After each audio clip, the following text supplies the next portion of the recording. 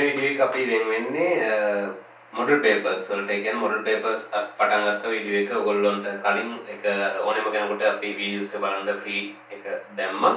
මෙතන ඉඳලා videos papers වල මේ විදිහට මාස් එකට papers දෙකක් අපි කරන්න බලාපොරොත්තු වෙනවා. හරි. මාස් එක papers දෙකක් ගන්න. ඊට papers 10ක් මේ වීඩියෝ එකෙන් complete වෙනවා. full model papers 10ක්. ඒක කලින් අපි කරේ model paper වල MCQ එකක් MCQ 50ක paper එකක් discuss කරා. ඒකට උත්තර ටික දාලා ඒක ඔයගොල්ලෝ සාර්ථකව කරගන්න ඇති. ඊට පස්සේ දැන් යන්නේ ඒකේ දෙවෙනි paper එකට. දෙවෙනි paper එක සමන්විත වෙනවා ව්‍යුහගත රචනා ප්‍රශ්න 4ක් සහ රචනා ප්‍රශ්න 4කින්. දැන් සාමාන්‍ය විභාගෙදී ඔයගොල්ලන්ට එන්නේ 6කින් 4ක් තෝරාගෙන ලියන්න. නමුත් මම 4ක් දාලා දෙනවා. මොකද වාකින් හදන්න වීඩියෝ එකක් දිග්ගැස්සෙනවා. සාකච්ඡා කරන්න වැඩි වෙලාවක් ගන්න වුණාම ඒ නිසා essay questions 4ක් දාන්න. කොහොමද 4ක් ලියන්නේ? ඒතර ඒකට ඔයගොල්ලෝ අනිවාර්යෙන් සූදානම් වෙන්න. හරි. තව එන්න පුළුවන් ඒවා මම essays වල එන්න පුළුවන් ඒවා ඒ අතරතුර කියනවා. එතකොට ඒවත් ඔයගොල්ලන්ට ඒවට ලියලා උරු වෙන්න පුළුවන්කම තියෙනවා. හොඳයි එහෙනම් අපි වැඩි වෙලා ගන්න නැතුව ගෙලින්ම යමු paper එකේ discussion එකට. මේ පළවෙනි ඒ කියන්නේ පළවෙනි model paper එකේ part 2 දෙවෙනි කොටස. දෙවෙනි කොටස ඔයගොල්ලෝ සමන්විත වෙනවා. මේක කාලය පැය 3යි. හරි. පළවෙනි කොටසට පැය 2යි. දෙවෙනි කොටසට පැය 3ක කාලයක් ඔයගොල්ලන්ට ලැබෙනවා. එතකොට ඒකේ ස්ට්‍රක්චර්ඩ් එකට ව්‍යුහගත එකට හම්බෙන්නේ පැයයි. ඒ අනුව ස්ට්‍රක්චර්ඩ් 4 එක ප්‍රශ්නයකට පැය කාල ගානේ ඔයගොල්ලෝ වෙලාව බෙදා ගන්න ඔයගොල්ලෝ උත්සාහ කරන්න ඕනේ විභාගෙදී. ඒ හැකියාව හොඳටම තියාගන්න කෙනාට තමයි සාර්ථක වෙන්න පුළුවන් වෙන්නේ. රචනාවක් අටම ගානේ විනාඩි 20කින් 25කින් වගේ කාලෙකින් කරන්න හැකියාව හදාගන්න. දැන් ගොඩක් ළමයින්ට මම දකින දෙයක් රචනා ප්‍රශ්න ලියන්න ගියාම විනාඩි 40 පයින්නවා. හරි ගෲප් සටහන් වලින් තියෙනවා නම් ඒ වගේ වෙලාවක් යනවා. එහෙම කරගන්න එපා. මොකද එතකොට ලොකු පාඩුවක්. හරි පොඩි වෙලාව හරි විනාඩි 4 ගාන එක ප්‍රශ්නයකට වැඩිපුර ඕගොල්ලෝ කියනකට වඩා ගන්නවා කියන්නේ. ඒතර අවසානයේ බලනකොට ඕගොල්ලන්ට පැය කාලක විතර සමහරට තනි ප්‍රශ්නයක් විතරම මගේ ඇරිලා. හරි. ලිව්වා කියලා එනවා කැරි කැරි ලියලා. එහෙම හරියන්නේ නැහැ නේද? ඒ වුණාට එහෙම කාලය මුලින් ඉඳලම plan කරගන්න කාලය කොහොමද ඕගොල්ලන්ට හදාගන්න පුළුවන් වෙන්නේ කියලා. හරි. එහෙනම් පළවෙනියට අපි සාකච්ඡා කරන්න යනවා ව්‍යුහගත පේපර් එක. මේක සාකච්ඡාව යන්නේ මෙහෙමයි. කෙලින්ම මම විශේෂ කරුණු තියනවා නම් කියනවා ඒක. සඳහන් කරනවා නැත්නම් හැම එකම බෝඩ් එකේ ලියන්නෙත් නැහැ. ඔක්කොම ලකුණු ගන්න මම කියනවා ප්‍රශ්නෙට මේවට ලකුණු වෙන් වෙන්නේ කොහොමද කියලා. ඒ අදාළ තැනට මම කියනවා. හරි. සාකච්ඡාවත් එක්ක ලකුණු ගන්නත් කියලා තමයි යන්නේ. හරි. ඒ අනුව ඕගොල්ලන්ට තියෙන එතකොට මේ වැඩේ මේ මුලින් ඉඳලා වීඩියෝ එක බලලා හරියට ඒක සකස් කරගන්න. ඒතර මොනවා හරි තැනක් තියෙනවා නම් ඒක මතක තියාගන්න ඕන කමොත් එක්කම ඕගොල්ලන්ට හම්බ වෙන නිසා ඒ විදිහට කරන්න. නැත්නම් අකීකක් දාන්න පුළුවන්. හරි මේකේ මුලින්ම මිස්ටේක් එකක් තියෙනවා. පොඩි මිස්ටේක් එකක් ඕගොල්ලන්ට හම්බ වෙන්නේ නැති ජීවන චක්‍රය. ඒ ජීවන චක්‍රය තිබුණා පුංහා ජය බීජාණු කියලා. හරි. ජීවන චක්‍රය ඕගොල්ලෝ පොඩ්ඩක් අරගෙන ඒකේ බලන්න ජීවන චක්‍රයේ ඇතුලේ තියෙනවා එහෙම එකක්. බීජාණු ශාකය කියලා පටන් ගන්න ඕනේ. එතන මේ බීජාණු ශාකය කියලා පටන් ගත්තාම ඒ බීජාණු ශාකයේ ඉඳලා පොඩි කොටුවක් තියෙනවා ඊතලයේ උඩ. ඊට පස්සේ දෙවෙනි අංකේ තියෙනවා කොටුවක් ඇතුලේ, තුන්වෙනි අංකේ තියෙනවා. ඊට පස්සේ හතරවෙනි අංකේට කලින් තියෙන්නේ පුංහා ජාය බීජාණු කියලා කොටුවක් ඇතුලේ. ඒක පුංහා ජාය ජන්මාණු බවට පත් වෙන්න ඕනේ. හරි. බීජාණු නෙමෙයි ජන්මාණු. පුංහා ජාය ජන්මාණු කියලා එතනපත් වෙන්න ඕනේ. ඒ වැරද්ද හදාගන්න. ඒක කෙනෙකුට ගැටලුවක් වුණා නම් ආපහු පොඩ්ඩක් වීඩියෝ එක නවත්තලා බලන්න. ඒක කම්ප්ලීට් කරගන්න. හරි. හොඳයි. දැන් පළවෙනි ප්‍රශ්නේ ඒ කොටසේ පළවෙනි පාර්ට් එක රෝම ඉලක්කන 1. ඒක මෙහෙම අහනවා. මෙහෙම වගුවක් දීලා තියෙනවා. පහත ජීවීන්ගේ සෛල බිත්ති ද්‍රව්‍ය හා සංචිත ආහාරය දක්වන්න කියලා. දැන් මේක පළවෙනියටම ඉන්න කෙනා කවුද? ජෙලිඩියම්. මේ ජෙලිඩියම් ඔයාලට මතක ඇති මෙයා රතු ඇල්ගී විශේෂයක් වෙනවා. ප්‍රොටිස්ටා රාජධානියට අයිති වෙන්නේ. දැන් මෙයාලගේ මොකක්ද අහන්නේ? සෛල බිත්ති ද්‍රව්‍ය සහ සංචිත ආහාර. ඒක මම තුන්වෙනි පාඩම වීඩියෝ එක කරද්දී ඔයගොල්ලන්ට දාලා තියෙනවා. ඒ තුන්වෙනි පාඩම වීඩියෝ කරන් බැලුවොත් ඒකේ මේ සෛල බිත්ති ද්‍රව්‍ය සහ සංචිත ආහාර තියෙනවා. ඒවා ඔයගොල්ලන්ගේ සිලබස් එකේ නෝට් එකේ නැහැ. නෝට් බුක් එකේ නැහැ. නමුත් ගුරුවත් පොතේ කියලා තියෙනවා මේවා ගැන අධ්‍යයනය කරන්න කියලා. ඒ නිසා අපි දැනගන්න ඕනේ ඒක සෛල බිත්ති ද්‍රව්‍ය වෙන්නේ සෙලියුලෝස් සහ ඒගාර්. සෙලියුලෝස් ඒගාර්. කාගේද? ජෙලිඩියම්ගේ සෙලියුලෝස් ඒගාර්. ඊට පස්සේ සංචිත ආහාරය වෙන්නේ මෙන්න මේක හරියට නම බලා ගන්න ෆ්ලොරිඩියම් පිෂ්ඨය. ෆ්ලොරිඩියන් පිෂ්ඨය. ඒ සංජිතාහාර සහ සල්ලිබිත්ත ද්‍රව්‍ය වර්ණක ඒවා කලින් සිලබස් එකේ තිබුණා ඔක්කොම. නමුත් මේ සිලබස් එකේ ඒවා මේ නෝට් එකට දාලා නැහැ. ඔයගොල්ලන්ගේ සම්පත් පොතේ නමුත් ගුරුවත් පොතේ කියලා තියෙනවා කරන්න කියලා. ඒ නිසා අපි කොකටත් ඒ ටික දැනගෙන ගියාම හොඳයි.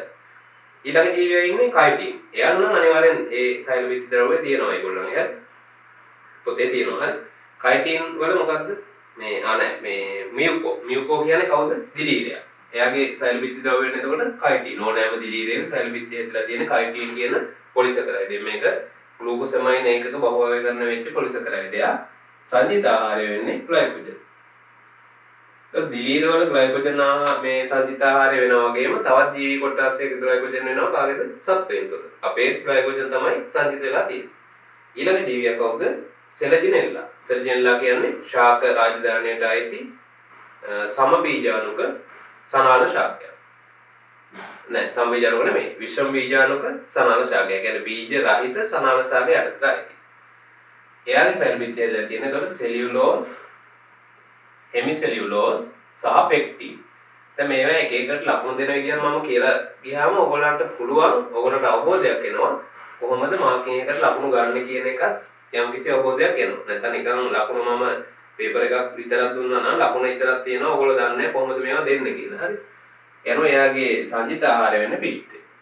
එනවා ජීව මේ රාජධානි වලින් වෙනස්කම් වන ජීවීන් 3 දෙනෙක්ව අරගෙන ඒ 3 දෙනාගේ සෛලබිත්ති ද්‍රව්‍ය සහ සංජිත ආහාර ගැන ඔයගොල්ලෝ ගැන දැනුම බැලීම තමයි මේ ප්‍රශ්නේදී යොමු වුනේ. මේකට ලකුණු ඇවිල්ලා තියෙනවා 6ක්.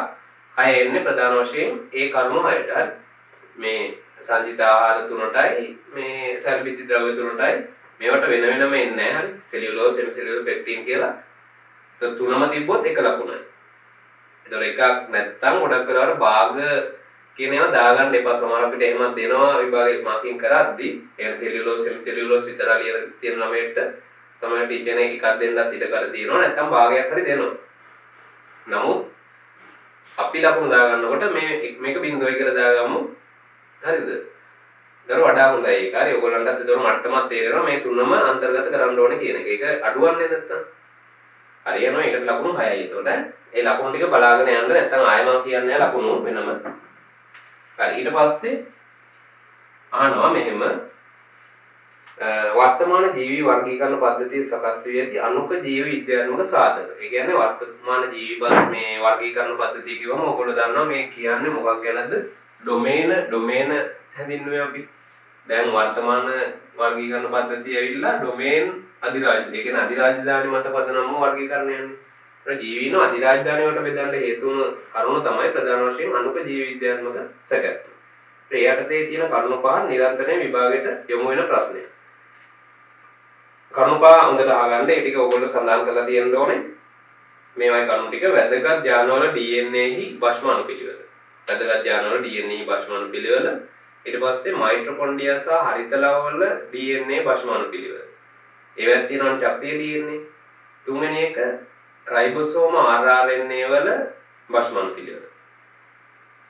ප්‍රෝටීන වල සුලභ ප්‍රෝටීන වල. හරි ඒ වචනේ සඳහන් විය යුතුයි. හරි සුලභ ප්‍රෝටීන වල. සුලභ ප්‍රෝටීන වල ඇමයිනෝ අම්ල වල ව්‍යුහය. ඇමයිනෝ අම්ල පිළිවෙල. ඇමයිනෝ අම්ල අණුපිළිවෙල. අවසාන එක සෛලීය සංඝටක වල අණුක ව්‍යුහය. මොනවාද හතර? වැදගත් ජානවල DNA භස්ම අණුපිළිවෙල. ඊට පස්සේ මයිටොකොන්ඩ්‍රියා හරිතලව DNA භස්ම අණුපිළිවෙල. රයිබෝසෝම RNA වල භස්ම අණුපිළිවෙල. සුලභ ප්‍රෝටීන වල ඇමයිනෝ අම්ල අණුපිළිවෙල සහ සෛලීය සංඝටක වල අණුක ව්‍යුහය කියන ඔය කරුණු පහක් තියෙනවා නම් ලකුණු පහයි. ඊළඟට අර වගුවක් තියෙනවා. ඒ වගුවම පොඩ්ඩක් බෝඩ් එකේ දාන්න කෙටියෙන්. හරි. ඒකට එන්න ඕනේ කොහොමද කියන එක. ඒ කියන්නේ ඔතන තියෙන දීර්ඝ රාජධානියට අදාළව ඒගොල්ලන්ගේ යම් ලක්ෂණ ටිකක් අරගෙන ඒගොල්ලන් දැන් මේ වගේ ප්‍රශ්න ඕනතරම් එනවා. හරි. හැමදාම යෝගත් එකේ අර හැලි ලියනවට වඩා මේ වගේ තියුණු දැනුමක් තමයි ඕගොල්ලන්ගෙන් බලන්නේ. හරි. ක්‍රිටිඩියෝමයිකොටා, සයිගෝමයිකොටා, ඇස්කොමයිකොටා සහ බැසිඩියෝමයිකොටා කියන දිලීර රාජධානියේ ප්‍රධාන වංශ හතරට අදාළව එයාලගේ තියෙන මෙන්න මේ ලක්ෂණ. හරි. මොනවද කියන්නේ? භෞමික වාර්ෂී වීම, භෞමික වීම, ඊට පස්සේ බාහිරජන්‍ය බීජාණු, පරපෝෂී ආකාර. එයා මේවා තියෙනවද කියලායි ඔයගොල්ලන්ගේ අහන්නේ. හරි. පරපෝෂී චල බීජාණු සහ සංසයනික. මේ ඔක්කොම පැහැදිලිව අපි තුන්වෙනි පාඩමට අදාළව කතා කරලා තියෙනවා. මම කලින් කිව්වා මේ පළවෙනි papers පහ යන්නේ 12 වෙනි පැත්තට බරව කියලා. එතකොට ඊළඟ papers වලින් ගොඩක් වෙලාවට මේ වගේ ප්‍රශ්න හම්බ වෙනවා. එතන මේ වගේ එකක් විභාගයට අනිවාර්යෙන් එන්න ඉඩකඩක් තියෙනවා. ඒ අනුව හරියට හොඳට බලලා දාගන්න. හරි. තුන මේ ඉරිදි ගන්න ඔයගලන්ට පැහැදිලි වෙන්න මේක. හරි. ඒතර පහක් කරුණු පහකට අදාළව අපි සඳහන් කරන්න ඕනේ අදාළ ජීවීන්ගේ මේ ලක්ෂණ ගැන. කයිටුඩියමයකට මේ පැත්තෙන් ගත්තොත් භෞමික වාසී කට්ටිය කවුද කියලා බලාගෙන ගියොත් අපිට දැම්ම හැකි කට්ටියගෙම භෞමික වාසී අය ඉන්නවා. ඊට පස්සේ බහිර්ජන්‍ය බීජාණු. ඒ කියන්නේ බාහිරට විවෘත වෙච්ච බීජාණු තියෙන්නේ එහෙම දරන්නේ මෙන්න මේ දෙන්න පමණයි. මෙයාලගේ බහිර්ජන්‍ය ඒව නැහැ. ඊට පස්සේ පරපෝෂී ආකාර කතා කරපුවම පරපෝෂී ආකාර ඉන්නවා පළවෙනි තුන් දෙනාට. මෙයාට සයගොමයි කොට ඇස්කොමයි කොට. චල බීජාණු ගත්තාම චල බීජාණු තියෙනවා ප්‍රධාන වශයෙන් මේ දෙන්න. ඊට පස්සේ සංසාලික සූත්‍රිකා තියෙනවා කාටද? කයිටිඩියෝමයිකොටාටයි සයගොමයිකොටාටයි. අනිත් දෙන්නට ඒව නැහැ. මෙන්න මේ විදිහට තමයි මේ වගුව සම්පූර්ණ වෙන්න ඕනේ. එතකොට මේ වගුවට ලකුණු වෙනවා එක පැත්තක තියෙන පයිලමයකට අනුව ලකුණු දෙක ගන්න. හරි.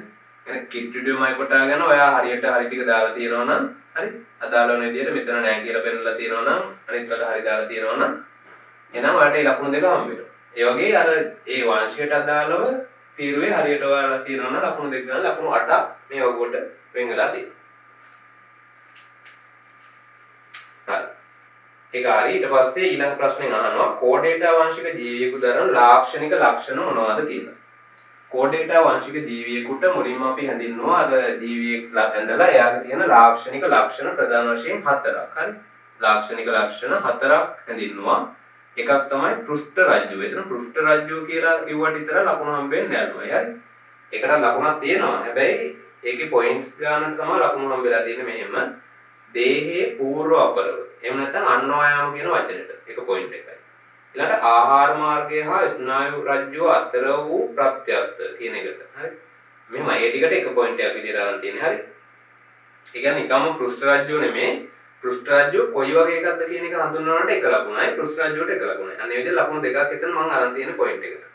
ඒ කියන්නේ ඒක කියන්න ඕනේ මුලින්ම මේ කරුණු ටික ඔක්කොම ඇතුළත් දේහයේ පූර්ව අපරව එහෙම නැත්නම් අන්වායාමව ආහාර මාර්ගය හා ස්නායු රජ්‍යුව අතර වූ ප්‍රත්‍යස්ත දණ්ඩාකාර පෘෂ්ඨමය රජ්‍යුව පැවතීම. ඒතර හැඳින්වීමට එක ලකුණයි පෘෂ්ඨ රජ්‍යුවට එක ලකුණයි. දෙවෙනි එක වෙන්න ඕනේ මෙහෙමයි. ඒකටත් පොයින්ට් දෙකක් වෙන් වෙනවා. පෘෂ්ඨ රජ්‍යුවට පෘෂ්ඨීයව පවතින අන්වායාම කුහරමේ ස්නායු රජ්‍යුව. ඒක හැඳින්වීමට එකයි ඊට පස්සේ ස්නායු රජ්‍යුවට එකයි. එතන ලකුණු දෙකයි. ඊට පස්සේ ග්‍රසනික ජලක්ලෝම පැලුම්. හරි. ග්‍රසනික ජලක්ලෝම පැලුම් ඊට පස්සේ අපර පේශිමය බුද වලිගය. ඒවට දෙක ගන්න ලකුණු 6ක් ඒකට වෙන් වෙලා තියෙනවා. හරි. කරුණු ප්‍රධාන වශයෙන් ආවනේ ඒතර 4ක්. ඒ කරුණු 4ට ලකුණු දෙක ගන්න. හරි. අනිත් දෙකට ලකුණු දෙක කෙලින් වෙනවා. ග්‍රසනික ජලක්ලෝම පැලුම් සහ අපර පේශිමය බුද වලිගය දෙකට ලකුණු දෙක ගන්න එනවා. ඒතර ලකුණු 7 එතන 4යි. අර කලින් දෙකට ස්නායු රජ්‍ය පෘෂ්ඨ රජ්‍ය ගැන කියනකොට ලකුණු 4යි. ලකුණු අනේ ඔව්. හරි. ඒතර හරිනේ පොයින්ට්ස් ගන්නයි ඒකට තියෙනවා. පළවෙනි දෙකට දෙක ගන්න එනවා. හරි. පෘෂ්ඨ රජ්‍යුවට දෙකයි. ස්නායු රජ්‍යුවට දෙකයි. ඒ කියන්නේ ස්නායු රජ්‍යුව කියනකොටයි ඒක හඳුන්වනකොටයි. හරි. හඳුන්වනවා කියන කොහොමද? පෘෂ්ඨ රජ්‍යුවට පෘෂ්ඨීයව අන්වායාම සහ කුහරමය. කුහරමය කියන වචන අනිවාර්යෙන් තියෙන්න ඕනේ. ඒතර ඒකට දෙක ගන්න වෙන උනානේ. ඒතර එතන 2යි 4යි.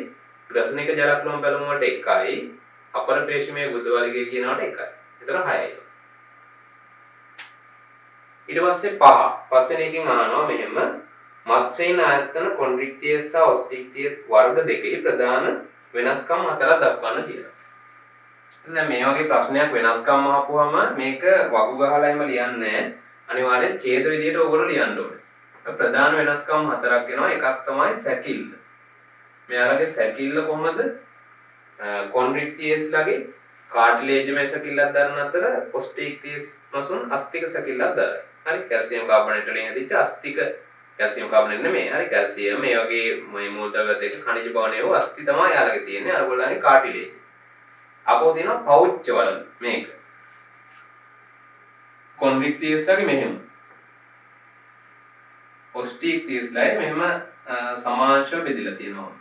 දෙපැත්තට. මේකට කියනවා විෂමාංශ පුච්ච පෞච්ච වරලක් කියලා. ඔස්ටික් තියස්ලාගේ සමාස පුච්ච වෙනවා. පිදානේ ජලක්ලෝම පිදානයකින් ආවරණය වෙලා නැහැ කොන්ඩ්‍රික්ටියස්ලාගේ. අරගොල්ලන්ගේ පිදානයකින් ආවරණය වෙලා තියෙනවා.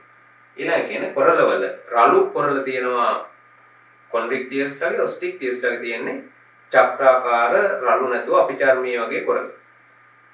එනවා එතන හතරයි ලකුණු එකට හතරයි. ඔය හතර කියවෙන්න ඕනේ. දැන් වගු එහෙම මෙහෙම ගහන්නේ නැහැ වියෝගතේ කියලියදී. හරි. මෙහෙම කොන්ඩ්‍රික්ටියස් කියනවා, ඔස්ටික්ටියස් කියනවා. මෙහෙම වගු ගහලා ලියන්නේ නැහැ. ඡේදයේ විදිහට ඒක ලියන්න ඕනේ. ඒතකොට ඒක තේරෙන්නේ නැහැ කියන්න බෑ. ඔයගොල්ලන්ට මේ නිර්මාණය කරගන්න හැකියාවක් තියෙන්න ඕනේ. හරි. කොන්ඩ්‍රික්ටියස් මසුන් කාටිලේජ් මැසකිල්ලක් දරන අතර අස්තික මසුන් අස්ති මැසකිල්ලක් දරයි. පෞච්චවල කොන්ඩ්‍රික්ටියස් මසුන්ගේ විෂමාංශ පුච්චයි අරගොල්ලන්ගේ එහෙම කියලා වාක්‍ය විදිහට ලියන්න ඕනේ. ඊට පස්සේ ඊළඟ B කොටසට එනවා. B කොටස අහනවා මෙහෙම. B කොටස කියන්නේ මුලින්ම ශාකවල ඒතර ඒකට ලකුණු හතරයි. හරි. පවතින දුරස්තර සෛලාකාර දෙකක්. ඒක දන්නවා ලේසි තන්තු සෛල සහ උපල සෛල ලකුණු දෙකයි. එම සෛලාකාරයේ පවතින ස්ථාන. උපල සෛල තියෙන කොහෙද? ඔයාලට කීපයක් කියන්න පුළුවන්. එක ස්ථානයක් තියෙනවා නම් ඇති ලකුණු හම්බ වෙනවා. හරි. උපල සෛල තියෙනවා බීජ ආවරණවල. ඊට පස්සේ සමහරක් ඵල මාංශල ඵලයේ තියෙනවා මේ පෙයස් වගේ. හරි බීජ ආවරණ. ඊට පස්සේ තන්තු සෛල තියෙනවා කෙඳි වල. තන්තු තියෙන කොහෙද? කෙඳි. පොල් කෙඳි, හන කෙඳි, ඒ වගේ කෙඳි නම් කරලා ඔයගොල්ලෝ තියෙන්න ඕනේ. හැබැයි උදාහරණයක් එක්කනේ අහන්න කියන්නේ. ඒතර පොල් කෙඳි කියලා තියෙන්න ඕනේ. ඒක හන කෙඳි කියලා තියෙන්න ඕනේ. හරි. නිකම්ම කෙඳි කියලා තිබුණාට හරියන්නේ නැහැ. යනවා එතන ඒ පළවෙනි එකට ලකුණු දෙකයි. ඊට පස්සේ තන්තු සෛල කෙඳි වල පොල් කෙඳි. ඒකට එක ගානේ දෙකයි. හරි. හතරක් නෑ එතන දෙකයි. හරි. මේ දෙකම ලියනකොට දෙකයි. දෙකටම උදාහරණ ලියනවා. මොකද කලින් තන්තු වල අඳුරලා තියෙන ඒවට උදාහරණේ පස්සේ යන්න. ඊට පස්සේ කියනවා දෘඪ දැව සහ මෘදු දැව යන මොනවාද? දෘঢ় දැව කියන්නේ ආවෘත බීජක වල ද්විතීක සෛල. ඒක අපි ශාක පාඩමේ කතා කරපු දේවල් මේවා. දෘঢ় දැව කියන්නේ විවෘත බීජක ශාක වල දැව තමයි මෘදු දැව කියන්නේ. දෘঢ় දැව කියන්නේ ආවෘත බීජක ශාක වල ද්විතීක සෛලම. මෘදු දැව කියන්නේ විවෘත බීජක ශාක වල දැව. ඒවා අපි කිව්වේ අර කඩදාසිය දණ්ඩේම ගන්නවා කියලා පයින් ගස්සලා එහෙම. ඊට පස්සේ අහනවා මෙහෙම ශාක ද්විතීක වර්ධනයේදී ඇතිවන නව පටක මොනවාද? ඒකෙදී උත්තරයට අරන් දෙන්නේ සනාල කැම්බියම් සහ වල්ක කැම්බියම් කියන කැම්බියම් පටක දෙක. සමහර කෙනෙක්ට ඒක ප්‍රශ්නේ වැරදි විදිහට තේරුම් ගන්නත් පුළුවන්. ඇතිවන නව පටක මොනවද කියපුවම සමහර ද්විතීක සෛලම ද්විතීක ප්‍රමේයමත් ලියලා ඇති. නමුත් ප්‍රධාන වශයෙන් ඒක නව පටක කියන එක නව විභාජක පටක කියලා වුණා නම් ප්‍රශ්නේ ගොඩක් හොඳයි. ප්‍රශ්නේ පොඩි දුර්වලතාවයක් තියෙනවා. හරි. ඒකට ලකුණු දෙකයි. අර කලින් දැව වර්ග දෙකට ලකුණු දෙකයි. යනවා A B කොටසට ලකුණු 8ක් විදිහට ලකුණු සටහන් වෙන්න ඕන. හරි. ඊට පස්සේ ජීවන චක්‍රයක් තියෙනවා. ජීවන චක්‍රය බලපුවම ඒක ගොඩක් වැදගත් වෙනවා. හරිද? ඔය ඊතලයේ උඩ වගේ තියෙන ක්‍රියාවලිය. හරි. දැන් ඔය දෙවෙනි එක තියෙන ඊතලයේ උඩනේ මෙහෙම බීජාණු ශාකය කියලා මුලින්ම කොටුවේ තියෙනවා. ඊට පස්සේ මෙහෙම ඊතලයේ උඩ ඊළඟ කොටුව මෙහෙම සටහන් වෙනවනේ. ඒතර මේ කියන්නේ ක්‍රියාවලිය. හරි. ඊට පස්සේ ඊළඟ කොටුවට යනවා. ඒතර මේ ජීවන චක්‍රය ඔයගලන්ට හුරු වෙන්න ඕනේ. බීජාණු ශාකය මොන වෙලාවද බීජාණු ශාකය තුල ඌනණය වෙලා තමයි මොනවද හැදෙන්නේද? බීජාණු හැදෙන්නේ. ඒතර මේක ඒක ගුණ බීජාණු කියලා ඔයගොල්ලෝ දාන්න ඕනේ. ඒක නැත්තම් පොයින්ට් එකට ලකුණු නැහැ. ඒක ගුණ බීජාණු කියලා එන්න ඕනේ. ඒව ප්‍රරෝහණය වෙලා හරි ප්‍රරෝහණය වෙලා ජන්මාණු ශාක හැදෙනවා. ජන්මාණු ශාක වලින් පුංහා ජායා ජන අර මිස්ටේක් එකක් තිබුණේ. ජායා ජන්මාණු වෙන්න ඕනේ. හරි. ඒ කියන්නේ ශුක්‍රාණු සහ අණ්ඩසෛල කියන එක. ඒවෙන් හැදෙනවා මොකද්ද පුංහා ජායා ජන්මාණු. එතන ඊතලයේ උඩ තියෙනවා අපව 4 අංකය මෙහෙම. එතන වෙන්නේ සංසේචනය. සංසේචනයෙන් හැදෙනවා යුක්තාණුව කිව්වත් හරි එක කොටුවක් තියෙන නිසා කලලය කිව්වත් මම ලකුණු දීලා තියෙනවා. ඒ දෙකටම ලකුණු ගන්න පුළුවන්. ඒකෙන් බීජාණු ශාකයක් තියෙනවා. යනවා ජීවන චක්‍රයේ පළවෙනි එක වෙන්නේ ඌනණය, 2 එක ගුණ බීජාණු, 3 ජන්මාණු ශාක, 4 සංසේචනය, 5 යුක්තාණුව හා යුක්තාණුව හෝ කලලය. දෙකෙන් කෝකාරි තියෙනවා නම් හරි. හරි. ඊළඟ ප්‍රශ්නේ එනවා මෙහෙම ජීවන චක්‍රයක විෂම රූපී පරම්පරා ප්‍රත්‍යාවර්තනය යනු කුමක්ද කියලා අහනවා. ඒතර ඒකත් ඔයගොල්ලෝ පැහැදිලිව දන්නවා. මෙන්න තියෙනවා ඒකට අදාළ පොයින්ට්ස් ටික. පොයින්ට්ස් 3කට ප්‍රධාන වශයෙන් ලකුණු වෙනවා. ඒක ගුණ ජන්මාණු ශාක පරම්පරාවක්. හරි. N ඒක ගුණ ජන්මාණු ශාක පරම්පරාවක් හා ද්විගුණ. හරි. ද්විගුණ බීජාණු ශාක පරම්පරාවක් මාරුවෙන් මාරුවට ජීවන චක්‍රයක ඇති වෙනවා නම් ඒක අපි කියනවා මොනවද කියලාද? විෂම රූපී පරම්පරා ප්‍රත්‍යාවර්තනය කියලා. ඒතකොට මේ පොයින්ට්ස් තුන තියෙනවා නම් ඒකට ලකුණු 3යි. ඒවා අඩු කරගන්න පොයින්ට්ස් වල හරියට නැත්නම් ඒවා සම්පූර්ණ කරගන්න උගුරු හරි. ඊට පස්සේ තුන්වෙනි එකෙන් අහනවා සනාල පටක දරන සමබීජානුකතාව පෙන්වන ශාක මොනවද කියලා. සනාල පටක දරන සමබීජානුකතාව පෙන්වන ශාක. එතකොට විනාල සනාල කියලා මුලින් බෙදුවා. ඊට පස්සේ සනාලය බෙදුවා බීජ ශාක සහ බීජ රහිත කියලා. එතකොට බීජ රහිත ඒවා තමයි මෙතෙන්දී අහන්නේ. හරි. හරි සම්බීජානුකතාව පෙන්වන්නේ සම්බීජානුකතාව පෙන්වන්නේ ප්‍රධාන වශයෙන් මෙන්න මේ දෙන්න නෙප්‍රොලොපිස් දැන් සමහර පෙතෙන්ට වැරදිලා සෙලජෙනලා තියලා ඇති නෙප්‍රොලෙපිස් හැබැයි සෙලජෙනලා ලිව්වොත් වැරදි සෙලජෙනලා ලිව්වොත් වැරදි අනිත් කෙනා ඒ කියන්නේ ලයිකෝෆයිටා වල ඉන්න අනිත් සම්බීජානුකතාව පෙන්වන කෙනා ලයිකෝපෝඩියම් මෙන්න මේ දෙන්නටම ලකුණු දෙකක් එතන හම්බෙලා තියෙනවා දෙන්නම හරි දෙන්නම ලියවෙන්න ඕනේ හරි ඒ එකක් ලිව්වොත් ලකුණු අඩු වෙනවා හරි දැන් ලකුණු දෙකයි. ඊට පස්සේ අහනවා හතරවෙනි එකෙන් සෙලජෙනෙල්ලායි පුංජර්මාණු ශාකයේ ප්‍රධාන ලක්ෂණ මොනවද? ඔයගලන්ට මතක ඇති සෙලජෙනෙල්ලා වල මුලින්ම සංකේතුව තිබ්බනේ මෙහෙම. සංකේතුව තිබ්බා සංකේතුවෙන් හට ගන්නවා බීජාණු දාන, සුද්ධ බීජාණු දාන සහ මහා බීජාණු දාන. ඒ සුද්ධ බීජාණු දානියේ තුල සුද්ධ බීජාණු මාතෘසෛලය ඇති වෙනවා. ඊට පස්සේ ඒකෙන් පුංජර්මාණු ශාකය හට ගන්නෝනේ. ඒක නිකන් ගොඩක් සරල වෙච්ච මේ වගේ ව්‍යුහයක්. හරි. මෙහෙම බිත්තියක් තියෙනවා. ඒතකොට මේකේ මෙහෙම සෛල තියෙනවා. මේක ඇතුලේ තමයි මොනවද ඇති උනේද? ද්විකෂකීය චල ශුක්‍රාණු ඇති උනේ. දැන් මේක ගොඩක් ශීන වෙලා ගියපු ජර්මානු ශාකයක් විදිහට අපිට දකින්න පුළුවන් වෙනවා. ඒ අනුව මෙන්න මේ ලක්ෂණ තුන ඕගොල්ලන් තියෙන්න ඕනේ. ප්‍රභා සංශ්ලේෂී නොවේ. පළවෙනි එක සංජිතාහාර මතය අපේ අන්වීක්ෂීය. ප්‍රභා සංශ්ලේෂී නොවේ සංජිතාහාර මතය අපේ අන්වීක්ෂීය. අන්නේ කියන කරුණු ටික තියෙනවා නම් ලකුණු 3යි. හරි. යනවා ඒකට 3යි. යනවා මෙතනින් ඕගොල්ලන්ට හදා ගන්න පුළුවන් වෙනවා. පළවෙනි ප්‍රශ්නෙට සම්පූර්ණ ලකුණු ඒ ලකුණු ගාන 40ක් වෙන්න ඕන. නෑ. ඔව් මුළු ලකුණු ගාන 40ක් වෙන්න ඕනේ. එකතු කරපුවාම 40ක් කොහෙන්ද බලන්න පොඩ්ඩක් ඒක 11යි 11යි 8යි 19යි 6යි 25යි 27 25යි 29යි 29යි එතකොට 31යි 33යි 33යි 4යි 37යි 42යි 45යි 50යි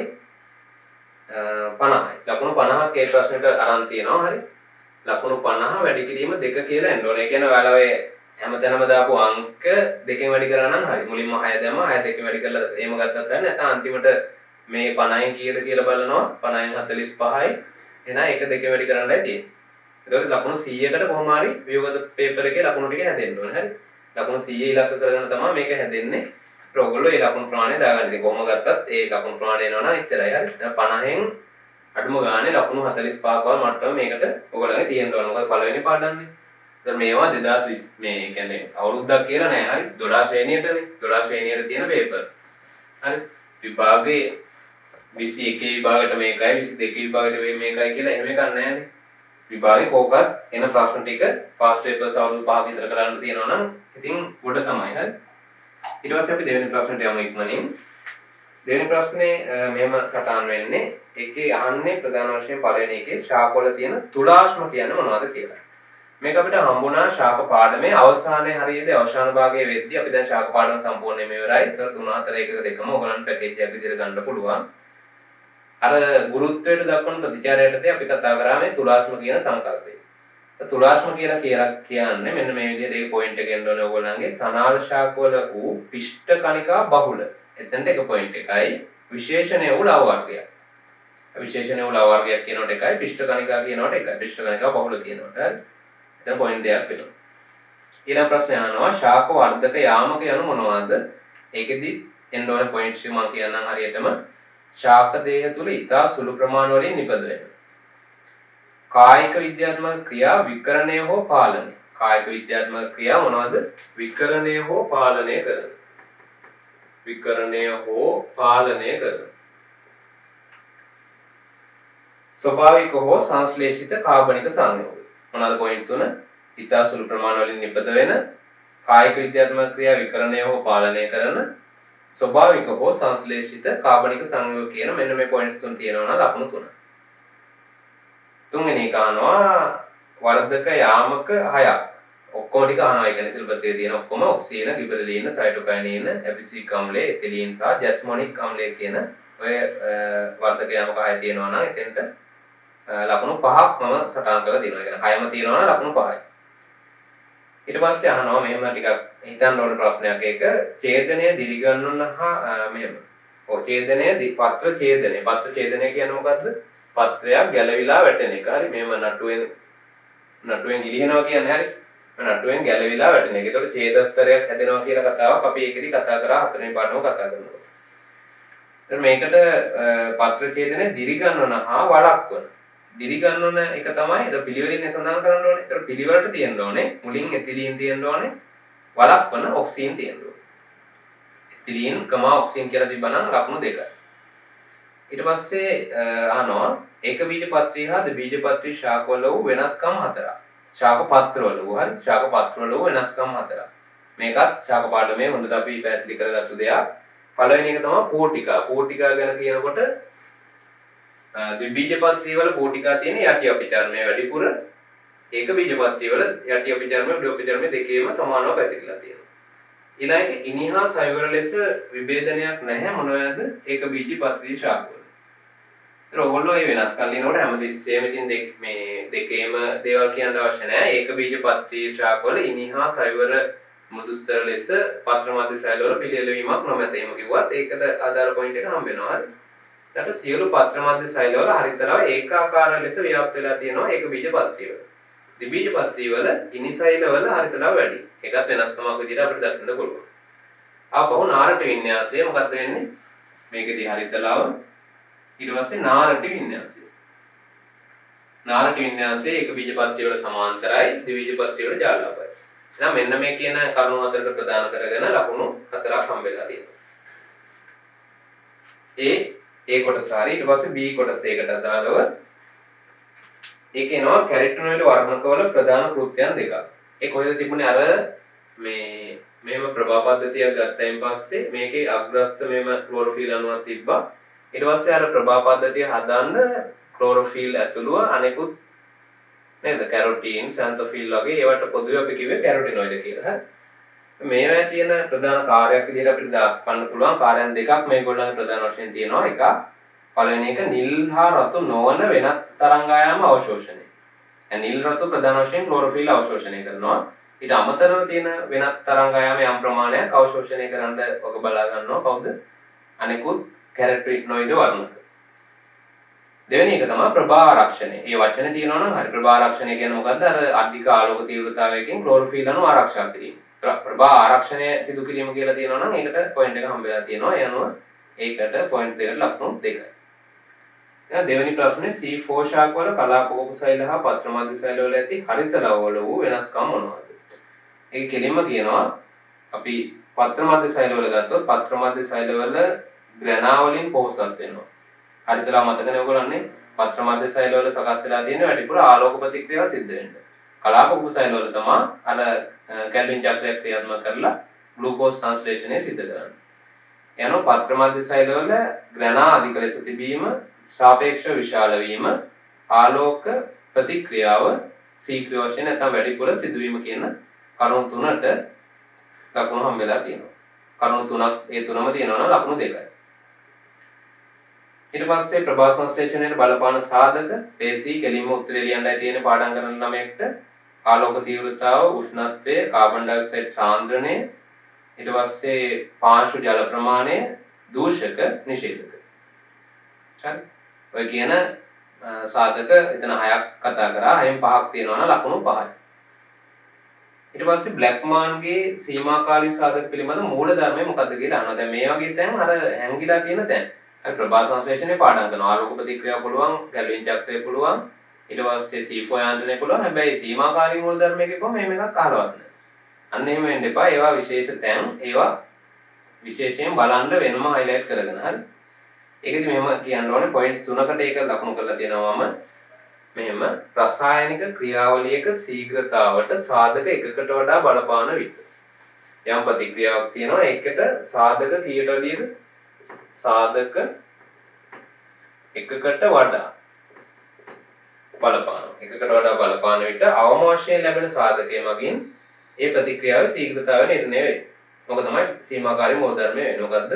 පොයින්ට්ස් 3 ගන්නේ රසායනික ක්‍රියාවලියක ශීඝ්‍රතාවයට 1.1යි සාධක එකකට වඩා බලපාන විට 0.2යි අවම වශයෙන් ලැබෙන සාධකය අන්න 3.1 මගින් ක්‍රියාවේ ශීඝ්‍රතාවය නිර්ණය වෙනවා ඒකට ලකුණු 3යි ඊට පස්සේ C කොටස ගත්තාම C කොටස යනවා මෙහෙම විභාජක සෛලවල ලක්ෂණ නේ විභාජක සෛලවල ලාක්ෂණික ලක්ෂණ මේක ශාක පාඩමට අදාළයි ශාක පාඩමෙන් ටිකක් වැඩිපුර මේකේ තියෙනවා ප්‍රශ්න ඊළඟ පේපර් එකට වගේ මම සත්‍ය පාඩමෙන් වැඩිපුර දානවා ටිකක් හරි සත්‍ය තියෙනවා 12 ශ්‍රේණියට අදාළව ටික හරි ශාක වල විභාජක පාඩක සතු ලක්ෂණ 3ක් සඳහන් කරන්න කියලා මෙතන අහන්නේ 3ක් නෙමෙයි ඊට වැඩියෙන් තියෙනවා සඳහන් කරන්න පුළුවන් කීපයක් හරි ඒකේ ඔයගොල්ලෝ ලියලා තියෙනවා නම් මෙහෙම සෛල ව්‍යෝමය හා කෘත්‍යමය විදියට විභේදනය වෙලා නැහැ සජීවී ගෝලාකාර වෙනවා සෛල ඒක කෙනෙකුට හිතෙනවා සජීවී විතරක් තිබුණා ගන්න පුළුවන් පොයින්ට් එක හරි ඒ මධ්‍ය නෂ්ටියක් තියෙනවා ඒක මධ්‍ය නෂ්ටියක් කියන එක තියෙන්න ඕනේ හරි හැබැයි වෙන නෂ්ටිය විතරක් බෑ හරි ඒක නම්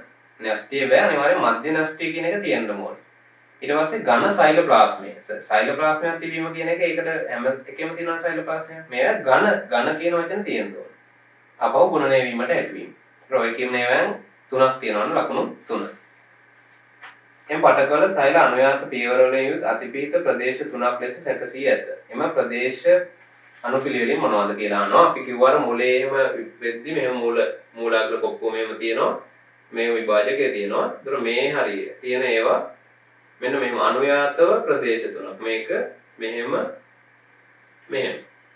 මේකදී අපි කිව්වා විභාජනය වන කලාපය සෛල විභාජනය වන කලාපය මේක දික්වන කලාපය මේක විභේදනය වන කලාපය කියලා මෙන්න මේ කලාප තුනයි ඔය අහන්නේ හරි සෛල විභාජනය වන කලාපය දික්වන කලාපය සහ විභේදනය වන කලාපය කියලා ඒ තුන නම් කරලා තියෙනවා නම් හරි ඊළඟට අහනවා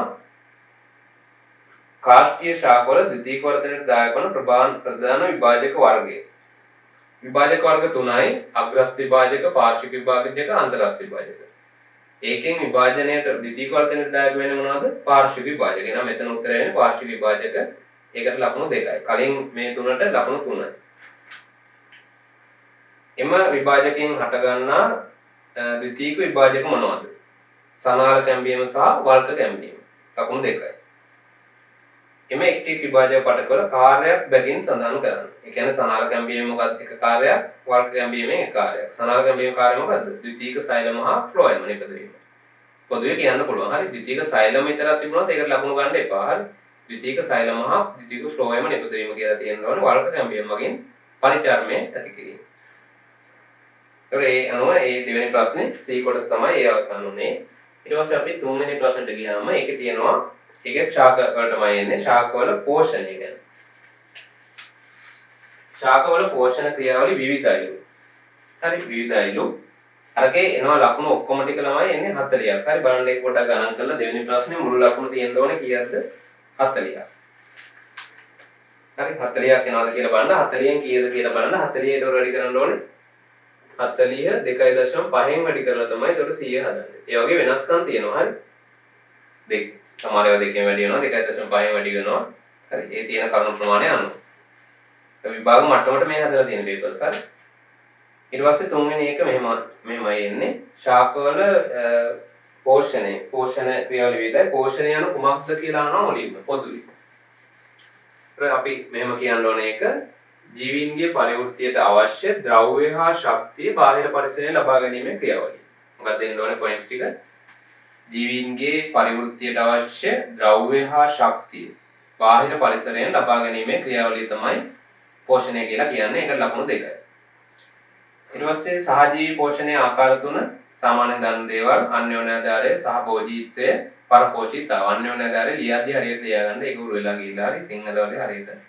එතෙන් ලකුණු 3යි. ඊට පස්සේ කියනවා ඊට සඳහන් කළ අතරින් සීකස් කොරාල් හර්මෝන් සහ ඇනබීන අතර තියෙන සම්බන්ධය අන්‍යෝන්‍යාධාරය. ඒකට ලකුණු 2යි. ඊට පස්සේ ඒකේ තියෙන විශේෂිත ලක්ෂණය ජීවීන් දෙදෙනාටම සහභාගී වෙච්ච ජීවීන් දෙදෙනාටම වාසි ලැබීම. ඒකට ලකුණු 2යි. ඊට පස්සේ නයිට්‍රජන් මේ පෝෂක ද්‍රව්‍ය ගන්න කොහොමද කියලා අහනවා. මේකෙදි මෙන්න මේ දෙකට NO3 සහ ඇමෝනියම් අයන විදියට. ඊට පස්සේ Mg ඒක නම් ලේසි කෙලින්ම Mg2+. ඊට පස්සේ මෙයා අනිවාර්යෙන් මතක තියාගන්න ඕනේ මෙයා MO2+ කියලාම ලියන්න එපා. මෙන්න මෙහෙම තමයි එයා සාමාන්‍යයෙන් පාංශු ද්‍රාවණය තුල අපිට තියෙන්නේ. බෝරෝනුත් එහෙමයි. H2BO3-. දැන් කෙමිස්ට්‍රි වල එහෙම ඔයගොල්ලෝ මේවා වෙන වෙන සංයෝග ඉගෙන ගන්නවා ඇති. හැබැයි අපි ඉගෙනන්නේ පාංශු ද්‍රාවණය සාමාන්‍යයෙන් අවශෝෂණය කරගන්න ආකාර මෙන්න මේවයි කියන එක. හරි. ඒ ටික හරියට තියෙනවා නම් ලකුණු 4යි. හරි.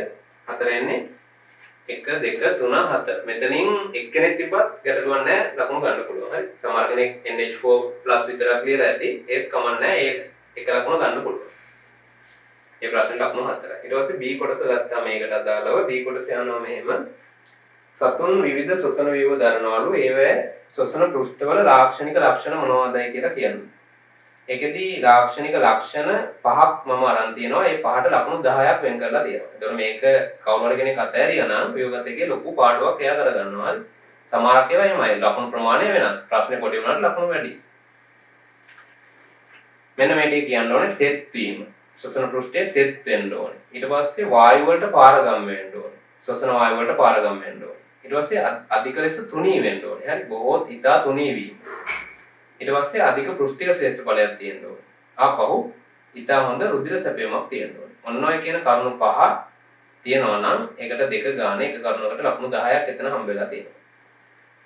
ඊට පස්සේ ලක්ෂණ කිව්වා ලක්ෂණ ටික ඊළඟ ප්‍රශ්න විදියට එනවා.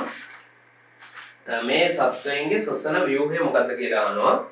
පළවෙනියට ඉන්නේ කවුද? පැතලි පණුවන්. ඒ කියන්නේ ප්ලැටිහෙල් මින්තේස් කට්ටිය ඒගොල්ලන්ගේ දේහාවරණය ව්‍යුහයක් විශේෂයෙන් සකස් වෙලා නැහැ. ඊට පස්සේ කරදී ඇනලීඩාවන් මේගොල්ලන්ගේ තියෙන්නේ කරදී ඇනලීඩාවන්ගේ බාහිර ජලක්‍රම. මේ බාහිර කියන වචනේ අනිවාර්යෙන් තියෙන්න ඕනේ. නිකන් ජලක්‍රම කියලා තිබිලා හරියන්නේ නැහැ. හරි බාහිර නැත්තම් වැරදි. ඊට පස්සේ ඊළඟ ඉන්න කට්ටිය පොකිරිස්සනේ. ඒ කියන්නේ ආත්‍රපෝඩාවන්ගේ ජලජ වංශීන් ඒගොල්ලන්ගේ අභ්‍යන්තර ජලක්‍රම. අභ්‍යන්තර ජලක්‍රම. ඒකේ අභ්‍යන්තර කියන වචනේ තියෙන්න ඕනේ. හරි. හරි බාහිර කියන බාහිර ජලක්‍රම කියලා තියෙන්න ඕනේ. ඊට පස්සේ උරගයන්ගේ තියෙන පෙනහැලි මීමැස්සා කෘමියේ කියන ශ්වාසනාල. ඊට පස්සේ මෙන්න අණුවක් තියෙනවා දීලා. හරි. මෙන්න මේම අණුවක් තියෙනවා කාබන් 3යි. කාබන් 3ක් සම්බන්ධ වෙලා ඒකට OH කාණ්ඩ 3ක් සම්බන්ධ වෙලා. ඉතින් මේක දැක්ක ගමන් ඕගොල්ලන්ට ඔළුවේ යන්න ඕන ටක් ගාලා මේ අණුව මොකද්ද කියලා මොකද්ද මේ අණුව? ග්ලිසරෝල් අණුව. මේකෙන් හදන ප්‍රධාන කාබනික අණුව ලිපිඩ්. ඒකට එක ගානේ ලකුණු වෙන්නේ. අර කලින් සතුන්ගේ ශ්වසන ව්‍යුහ නම් කරනකොට එතන ලකුණු 5යි. එක සතෙකුට එක ගානේ. ඊට පස්සේ ග්ලිසරෝල් කියනවට 1යි, ලිපිඩ කියනවට 1යි. ඊට පස්සේ කියනවා ලිපිඩ වලින්ම කාබනික සංයෝගයේ ප්‍රධාන කෘත්‍යයන් දෙකක් නිදසුන් සමග දෙන්න කියලා. ඒකවල මෙහෙම කියනකොට ශක්තිය නිපදවීමට දායක වීම. ශක්ති ජනනයට දායක වීම මේද හා තෙල්. උදාහරණ වෙන්නේ මේදය හා තෙල්. ප්ලාස්මා පටලයේ තරල බැම් බව ඇති කිරීමට ෆොස්ෆොලිපිඩ්. හෝමෝන විදිහට ක්‍රියා කිරීම නැත්නම් සංඥා අණු විදිහට දේහය තුළ ක්‍රියා කිරීම ප්‍රජනක හෝමෝන නැත්නම් ටෙස්ටෝස්ටෙරෝන් කියන නමක් දුන්නත් හරි ඊස්ට්‍රජන් ටෙස්ටෝස්ටෙරෝන් කියලා නැත්නම් ප්‍රජනක හෝමෝන කියලා දැම්මත් ඇති. ඊට පස්සේ ඒ කාර්යයන් තුන ඒ විදිහට එනවට ලකුණු හම් වෙනවා එතන 4ක්. හරි. කාර්යයන් දෙකක් නෑලා තියෙන්නේ. ඊට පස්සේ අර්නස්ට් හේකල්ගේ ප්‍රධාන කෘත්‍යයන් දෙකක්. පළවෙනි එක තමයි වංශය යන තක්ෂෝණය හඳුන්වා දීම. වංශය කියන තක්ෂෝණය හඳුන්වා දීම සහ ප්‍රොටිස්ටා රාජධානිය හඳුන්වා දීම. ඒ දෙක තියෙනවා ලකුණු 4ක් කරුණු එක කරුණකට 2 ගන්න. ඊට පස්සේ ජීවීන් සංඛ්‍යාව වැඩි වෙන අණුපිළිවෙලින්. හරි. ජීවීන් සංඛ්‍යාව වැඩි වෙන අණුපිළිවෙලින් මොකක් හදන්න කියනවද? තක්ෂෝණ ධූරාවලිය හදන්න කියනවා. එතකොට පටන් ගන්න ඕන කොහෙන්ද? විශේෂයෙන්. හරි. විශේෂයෙන් පටන් අරන් අධිරාජධානිය දක්වා යන්න ඕන. ඒ සංඛ්‍යාව වැඩි වෙන අණුපිළිවෙල. එහෙනම් අඩුම තැනින් පටන් ගන්නකොට වැඩි වෙන එකට යන්න. අඩුම එකෙන් පටන් අරන් වැඩි වෙන එකට යන්න. නැත්නම් සංඛ්‍යාව ගත්තොත් අඩුම එක විශේෂය. හරි. එතකොට මේ ප්‍රශ්නේ ඊට පස්සේ ඊළඟට තියෙනවා මේ ප්‍රශ්නේ ඊළඟ කොටස. නෑ මේ ප්‍රශ්නේ හරිය දැන්. එතකොට C කොටසත් හරිය අපි කතා කරා විශේෂයෙන් ඉඳලා අධිරාජධානියට යන්න ඕනේ. අණුපිළිවෙල තක්ෂෝණ ධූරාවලිය. එතකොට හරි එකට ලකුණු 40යි. නොවේ ලකුණු ටික එකතු කරපුවම 40ක් එතන ලකුණු 2යි. හරි. තක්ෂෝණ ධූරාවලිය ලකුණු 2යි. අර අර්නස්ට් හේකල්ගේ කාර්යයට ලකුණු 4යි. ඊට පස්සේ ලිපිඩ වල කාර්යයන් වලට දෙකක් ලියන්න කියලා තියෙන උදාහරණත් එක්ක එකටත් 4යි. යනවා ඒ ටික එකතු කරපුවම එයි ලකුණු 40ක්. ඒකට 2.5 වැඩි කළා තමයි 100 ගන්න. ඊට හතරවෙනි ප්‍රශ්නෙට යමු. හතරවෙනි ප්‍රශ්නේ කියනවා සූනස්ටික සෛල චක්‍රය කියන්නේ මොකක්ද කියලා. ඒ සෛල චක්‍රය කියන්නේ මොකක්ද කියලා හඳුන්වන්න මෙන්න මේ විදිහට අත්දැකීමෙන් ඕනේ. එක් සෛලයක සෛල විභාජනයේ ඉඳලා ඒ සෛලය නැවත විභාජනය වෙනකම්. ඒ කියන්නේ සෛලයක් විභාජනය වෙනවා මෙන්න මේ විදිහට. ඒතර මේ විදිහට විභාජනය වෙන පස්සේ මේ මෙන්න මෙයාගේ ගත්තොත් මේ සෛලය ආපහු විභාජනය වෙනකම්. ආපහු මෙයා සෛල දෙකක් හදනකම් ඒ අතරතුර කාලයේදී සිදුවන සිදුවීම් සියල්ල එකතුව තමයි අපි කියන්නේ සෛල චක්‍රය කියලා. මොකද කියන්නේ එක් සෛලයක විභාජනය. ඒතර ඒකට 1 පොයින්ට් එකයි එම සෛලය නැවත විභාජනයේත් එක් සිදුවන සිදුවීම් මාලාව කියන එකට 1 පොයින්ට් එකයි ලකුණු 2යි. ඒතර පිළිවෙල අහනවා අන්තර් කලාව වෙන් කළ හැකි කලා මොනවද කියලා G1 S G2. යම් කෙනෙක් ලියලා තියෙනවා නම් අකුරෙන් පරතර කලාව 1 DNA ප්‍රතිවලිත වෙනවාදී පරතර කලාව 2 කියලා ඒත් හරි. ලකුණු 3යි. ඊට පස්සේ අහනවා වැදගත් ප්‍රශ්නයක් ප්‍රාක් කලාවේදී වර්ණ දේහයක ස්වභාවය කොහොමද කියලා. අපි දන්නවා ඒක මේ විදිහයි කියලා වර්ණ දේහය ප්‍රාක් කලාවේ ටිකක් විශාල කරලා බලපුවාම හරි. ඔන්න ඔය විදිහේ ස්වභාවයක් තියෙනවා. ඒතර කොහෙසින් ප්‍රෝටීන වලින් බැඳිලා තියෙනවා. ඒකේ ලකුණු දීලා තියෙන පොයින්ට්ස් විතර මේ ටික. සහෝදර වර්ණ දේහාංශ දෙකක් තියෙනවා මේ. සහෝදර වර්ණ දේහාංශ දෙකක් තියෙනවා. කොහෙසින් වලින් බැඳිලා තියෙනවා.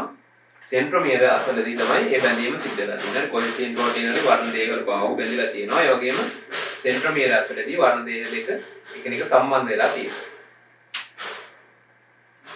එතකොට ඒකට ලකුණු 3යි. ඒ පොයින්ට්ස් තුනට ළමයි කියලා තියෙනවා නම් අනිත්යෙන් අඩු වෙලා ක්‍රොමැටින් ඝනව ඇසිරී ඇත කියලා. හරි. අනිත්යෙන් එකක් අඩු වෙලා ක්‍රොමැටින් ඝනව ඇසිරී ඇත කියලා ඒ වෙනුවට ලියලා තියෙනවා නම් ඒකටත් පොයින්ට් එකක් විදිහට ගන්න පුළුවන් හරි කියලා.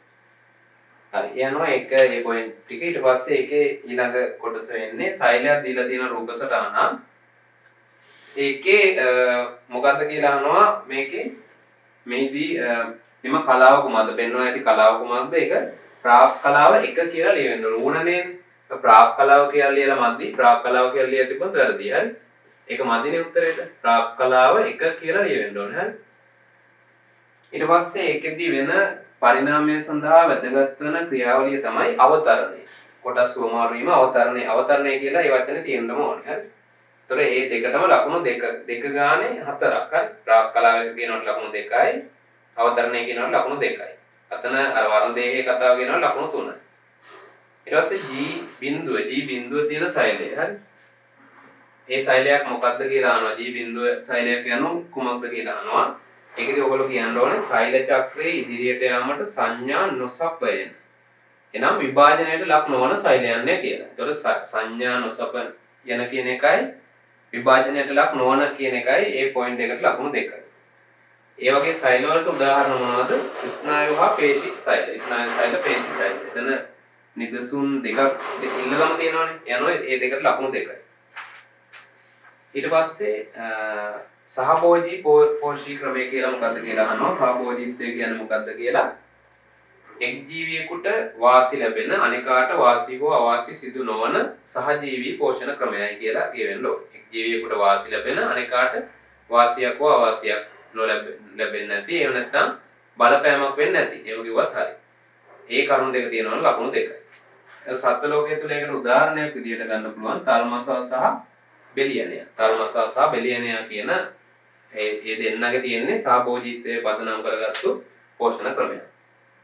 ඊට පස්සේ ආහාර මාර්ගය මේ මානව ප්‍රශ්නයක්. ශුන්‍යාන්තරයේ ඉඳලා ශේෂාන්තරය දක්වා ශුන්‍යාන්තරයේ සිට බුද්ධ මාර්ගය දක්වා ආහාර ගමන් කරන කොටස් වල නිවැරදි අනුපිළිවෙල. එතකොට දැන් ඔය B කොටසට අදාළ ලකුණු ටික පොඩ්ඩක් බලා ගන්න. අර සහභෝජීත්වය හඳුන්වනවාට ලකුණු 2යි. තල්මසා සහ බෙලියනයාගේ ආකාරයට ලකුණු 1යි. මේකට ඒ කියන්නේ ශුන්‍යාන්තරය, ශේෂාන්තරකය, මහාන්තරකය, බුද්ධ මාර්ගය කියලා එන්න ඕනේ. හරි. මහාන්තරකය. මහාන්තරය නෙමෙයි. හරි මහාන්තරකය සහ බුද්ධ මාර්ගය කියලා එන්න ඕනේ. මොකද බුද්ධ මාර්ගය කියන්නේ කොටසක්. මහාන්තරයේ කොටසක්. මහාන්තරයේ කොටස් දෙකක් තමයි මේ තියෙන්නේ. ආහාර ගමන් කරන පිළිවෙල වෙන්නේ ශුන්‍යාන්තරයේ පටන් ගත්තාම ඊළඟට ශේෂාන්තරකය.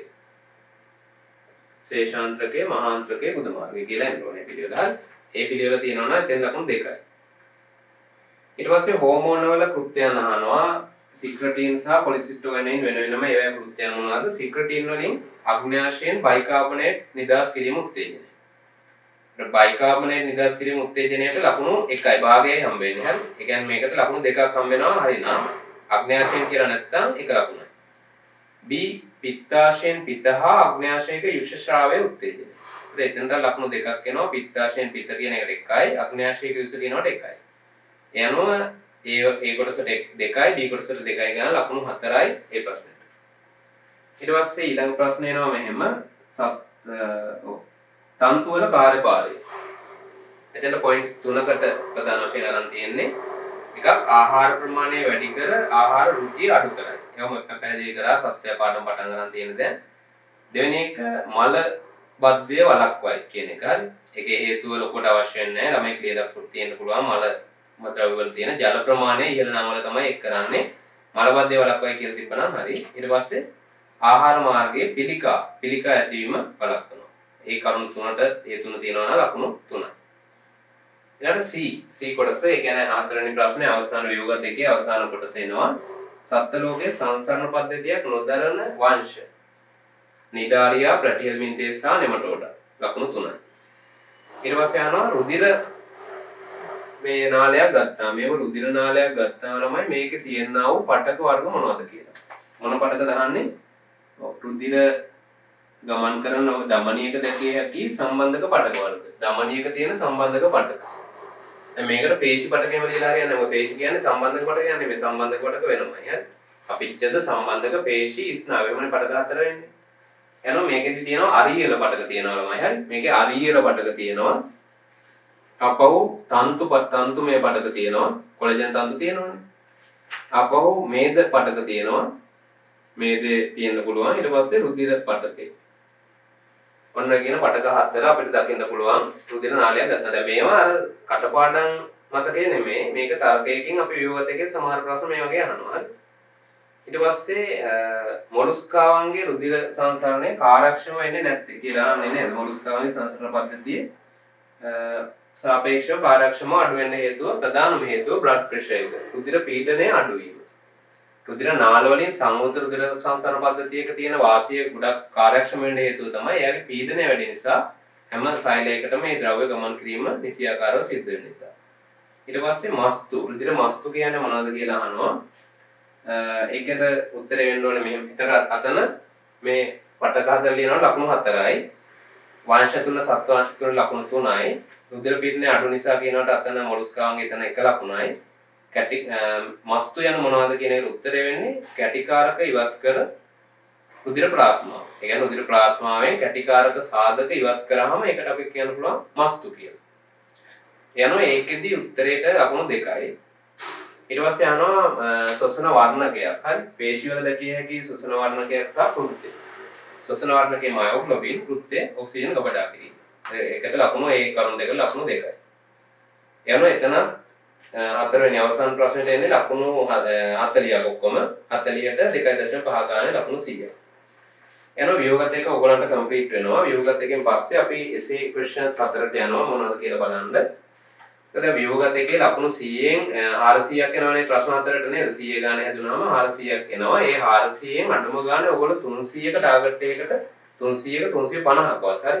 ඒක ගන්න යනකොට හරිද? අඩුම ගානේ 350කවත් ටාගට් එකක් තියාගන්න ඕනේ. හරි. 400ම ගන්නවා කියන එක ඉතින් අර ටිකක් අපහසු දෙයක්නේ. ඒක කියන්නේ ප්‍රායෝගිකව අපහසුයි. ඉතින් ඒක මේ දක්වා එහෙම නමුත් ව්‍යුහගත එකෙන් තමයි ඒක ගන්න පුළුවන්. දැන් SC එකෙන් තමයි ගොඩක් හැලෙන්නේ. හරි ව්‍යුහගත එකේ ගොඩක් ඕගලන්ට තියෙන ප්‍රශ්න තමයි කාලය මත වීම. හරි. ගොඩක් ඉක්මනට ඒක ලියන නිසා ගොඩක් ළමයින්ට අර මග හැරෙන්න පුළුවන් කොටස්. නැත්තම් ව්‍යුහගත එකට ලකුණු 100 ගන්න පුළුවන්. ලකුණු අඩු වෙනවා නම් අඩු වෙන්න හේතුව තමයි කාලය බලපෑම් වීම. පස්සේ කරන්න කියලා ඉඳ තියාගෙන යනවා. නමුත් මේ අවසාන රචනා ප්‍රශ්න ටික ලියලා ඉද්දි වෙලාව ඉවරයි. හරි. එනවා මෙතන සාමාන්‍ය විදිහට ඔයගොල්ලන් රචනා ප්‍රශ්නයක් විදිහට හම්බ වෙනවා. ගොඩක් වෙලාවට දෙවෙනි පාඩමෙන් අනිවාර්යයෙන්ම හැම විභාගයකදීම ප්‍රශ්නයක් යොමු වෙනවම තමයි. එම යොමු නොවෙච්ච අවුරුද්දක් කියලා නැහැනේ දෙවෙනි පාඩමෙන්නේ. හැම අවුරුද්දකම දෙවෙනි පාඩමේ යම් කොටසක් තියෙනවා ප්‍රභා සංශ්ලේෂණය, ශෝෂණය ඒ වගේ. හරි. එනවා පළවෙනි එක ප්‍රභා සංශ්ලේෂණයේ ආශ්‍රිත කොටස් 3කින් යුක්ත ප්‍රශ්නයක්. ඒතකොට මේවා විශේෂ කරුණු ටික විතරක් විශේෂ තැන් ටික විතරක් මම කියනවා. අනිත් ටික හොඳට අහගෙන ඔයගොල්ලෝ මාක් කරගන්න, සටහන් කරගන්න නෝට් එකේදී ලියාගත්තත් කමක් නැහැ. ඒක ලියාගෙන ඊට පස්සේ චෙක් කරලා බලන්න. චෙක් කරනවට වඩා හොඳයි ඔයගොල්ලෝ ලියාගෙන චෙක් කරලා බලන්න. ඒ කියන්නේ මෙහෙම කරන්නේත් අර පොඩ්ඩක් මේ තවදුරටත් ඔයගොල්ලන්ට පාඩම් කරවන්න. හරි. නැත්නම් නිකම්ම මේකේ PDF එක දැම්මා නම් ඔයගොල්ලෝ මේක දේශීය එතකොට වීඩියෝ කරන්න ඕනෙත් නැහැ. නමුත් PDF එක දැම්මා නම් ඔයගොල්ලෝ කරන්නේ මොකද්ද? එක කොහේ හරි තියෙයි. කවදාවත් ඔයගොල්ලෝ අල්ලන එකක්වත් නැහැ නේ. ඒක බලපන්න තමයි මේ වීඩියෝ එකෙන් උත්තර ටික දාන්නේ. ඒකට ඒක වැඩක් කරන්න වෙනවනේ තමයි අර මොකද අහගෙන හරින්න වෙනවනේ. හරි. පළවෙනි එක ගෝලීය වැදගත්කම මොකක්ද කියලා අහනවා. දැන් මේ ප්‍රශ්නේ වැඩිම පොයින්ට්ස් ප්‍රමාණයක් වෙන වෙන්නේ B හා C කියන කොටස් දෙකට. පළවෙනි එකේදී ලොකුවට පොයින්ට්ස් නැහැ. ඒකේ පොයින්ට්ස් 6කට තමයි මම මාක්ස් දීලා තියෙන්නේ. මේක පොයින්ට් 50ක් මම හදලා තියෙනවා ඔක්කොම. පළවෙනි කොටසට වැදගත්කමට අදාළ පොයින්ට්ස් ටික හොඳට අහගන්න. පළවෙනි එක සියලු ජීවීහු ප්‍රභා සංශ්ලේෂණය මත සෘජුව හෝ වක්‍රව යැපෙනවා. ජීවීන්ගේ කාබන් හා ශක්තිය අවශ්‍යතාවය සපුරන්නේ ප්‍රභා සංශ්ලේෂණය. ස්වාභාවික ජීවීන්ට අවශ්‍ය ඔක්සිජන් සැපයීම. වායු ගෝලයේ CO2 සහ O2 සමතුලිතතාව. පොසිල ඉන්ධන නිෂ්පාදනය. ගෝලීය උණුසුම පවත්වා ගැනීම. ඔන්න ඔය කියන පොයින්ට් 6ට ලකුණු 6. එළ මේ පොයින්ට් 6 හරි පොයින්ට් 6. පොයින්ට් එකක ලකුණු 3 ගන්න හරි. ඊට පස්සේ B කොටසට යනවා. B කොටසෙන් අහන්නේ C3 ශාක CO2 ප්‍රතිග්‍රහණය කර එමගින් මොකක්ද දන්නේ එමගින් ග්ලූකෝස් නිපදවීමේ ක්‍රියාවලිය විස්තර කරනවා. දැන් මේක නිකන් අමුතු විදිහකට ප්‍රශ්නේ තියෙනකොට කෙනෙක් මොකක්ද මේ කියලා හිතන්න පුළුවන්. වෙන විදිහකින් ඔක අහුවොත් මම කියනවා කැල්වින් චක්‍රය විස්තර කරන්න. දැන් එහෙම තිබ්බනම් ළමයි හරි නියමයි කියලා තේරුම් ගන්නවා. සමහර කෙනෙකුට මේකත් ප්‍රශ්නයක් වෙන්න පුළුවන්. එතෙන්දි මේ මොකද්ද මේ අහන්නේ කියලා. ඉතින් ඒක ප්‍රශ්නයක් කරගන්න එපා. හරි හොඳට කියවලා මේ Taman දන්න දේ තමයි මේ අහන්නේ. හරි. ඒකේ පොයින්ට්ස් ටික හොඳට අහගන්න. හොඳට අහගන්න ඒක. අහගෙන සම්පූර්ණ කරගන්න කියද්දී හරි. ඒකට අදාළව පොයින්ට් 24ක් එන්න ඕන මම හිතන්නේ බලමු අපි ගණන් කළ අවසානයේදී. මෙහිදී කාබන් ඩයොක්සයිඩ් ශක්තිය භාවිතයෙන් ග්ලූකෝස් බවට ඔක්සිහරණය වේ. මම නවත්තන්නේ පොයින්ට් එකක් කියලා ඉවර වෙලා හරි. සංවෘත්තීය ප්‍රතික්‍රියා මාලාවකි. කැල්වින් චක්‍රය ලෙස නම් වේ. අදියර 3ක් ඔස්සේ සිදුවේ. C3 ශාකවල හරිතලව පංජරයේ RUBP නම් කාබන් 5ක සංයෝගය මගින් වායු ගෝලයෙන් එන CO2 ප්‍රතිග්‍රහණය කර කාබන් 6ක අස්ථායි ඵලයක් නිපදවයි. එය වහාම 3 ෆොස්ෆෝග්ලිසරේට් 3PGA වරහන් ඇතුළේ වලට එහෙම ලියන්න පුළුවන් හරි. එහෙම ලියද්දි මුලින්ම මෙහෙම 3 ෆොස්ෆෝග්ලිසරේට් කියලා ලියනවා එකපාරක්. කියලා වරහන් ඇතුළේ 3PGA කියලා දානවා. දැන් ආපහු මේක ලියන්න උනා කියනකොට ඊට පස්සේ මේක ලියන්න පුළුවන්. හැබැයි පළවෙනි වතාවට ඔයගොල්ලෝ අනිවාර්යෙන් මේ නම ලියලා පෙන්නන්න ඕනේ. හරි? මේක ලියන්න ඊට පස්සේ ආපහු මේක කියන්න ඕන ලියන්න පුළුවන්. හරි? ඒකයි මම ඒ වගේ විශේෂ තැන් කියන්නත් එක්ක තමයි මේ ඩිස්කෂන් එක දාන්නේ. හරි? දැන් අපි නැවතුවේ ඒ වහාම 3 ග්ලිසරේට් එහෙම නැත්නම් 3PGA ආයෝන දාගන්න.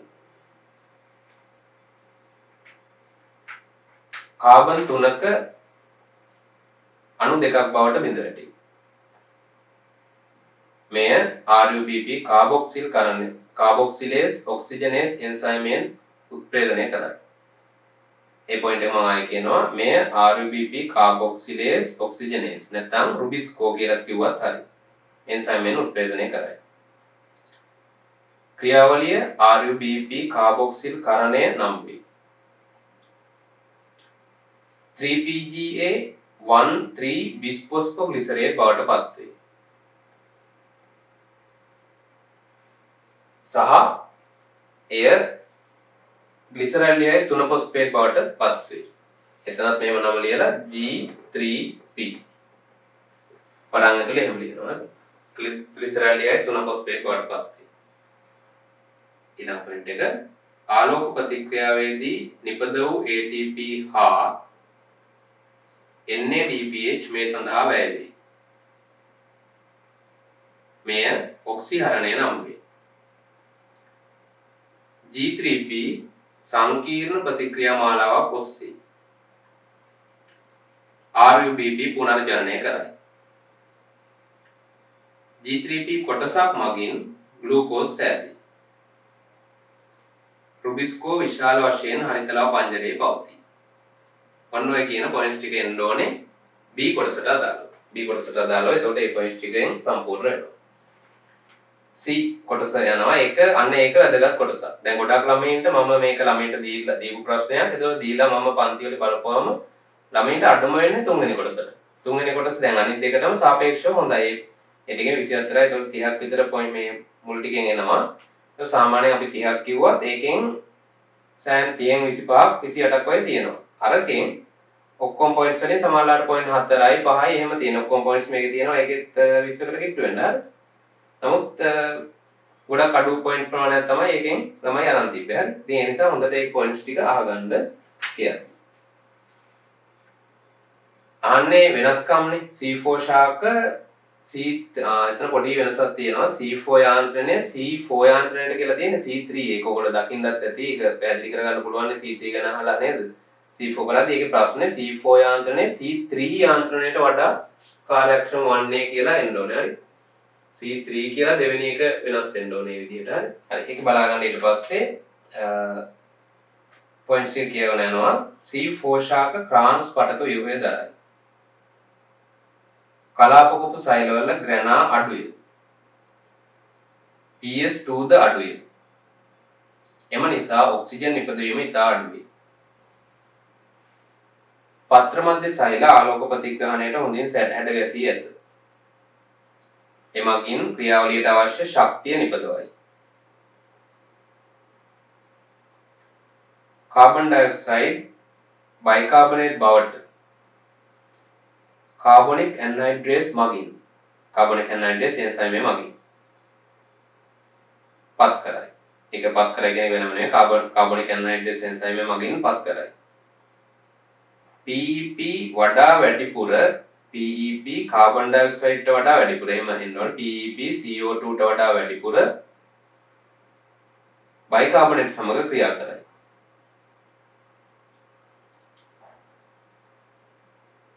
PEP කාබොක්සිලේස් විශිෂ්ට ලෙස කාබන් ඩයොක්සයිඩ් පමණක් තිර කිරීම උත්ප්‍රේරණය කරයි. ඒක එක පොයින්ට් එකක්. හරි. ඒ කියන්නේ PEP කාබොක්සිලේස් එන්සයිමය CO2 පමණක් එයා විශිෂ්ට ලෙස උත්ප්‍රේරණය කරන්නේ ඒ ක්‍රියාව විතරයි කියන එක. PEP O2 සමග බන්ධුතාවක් නැත. රුබිස්කෝ එන්සයිමය අවකාශමය ලෙස වෙන්ව පවතී. පත්‍ර මැද සෛල පිටතින් හා කලාපකූප සෛල ඇතුළතින් තිබීම නිසා. එහෙම තමයි අරක වෙන් වෙලා තියෙන්නේ අවකාශමය වශයෙන්. ඊට C4 හි ප්‍රභා ශ්වසනය සිදු නොවේ. පටක ව්‍යුහය නිසා කලාපකූප සෛල තුළ සෑම විටම කාබන් ඩයොක්සයිඩ් සාන්ද්‍රණය ඉහළය. RUBP කාබොක්සිල්කරණය කාර්යක්ෂම වේ.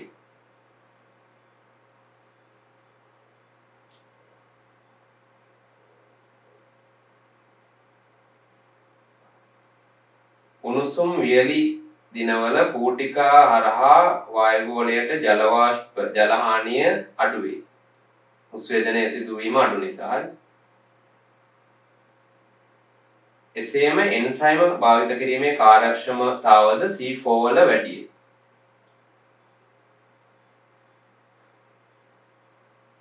උණුසුම් වියලි කාලගුණයක් ඇති දිනවල කාබන් ඩයොක්සයිඩ් සාන්ද්‍රණය ප්‍රමාණවත් පරිදි ලැබේ. C4 වල කිව්ව ලක්ෂණ තුන අන්තිමට අප පොඩ්ඩක් ඒක බලා ගන්න.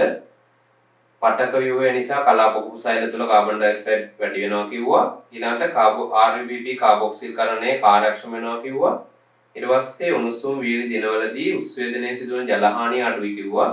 ඊට පස්සේ උණුසුම් වියලි දිනවල කාබන් ඩයොක්සයිඩ් සාන්ද්‍රණය නියතව පවතිනවා. ඒක දිගටම පවත්වා ගන්න පුළුවන් කිව්වා. අවසානයේ එන්සයිම භාවිත කිරීමේ කාර්යක්ෂමතාව වැඩි. නයිට්‍රජන් භාවිත කිරීමේ කාර්යක්ෂමතාව වැඩි.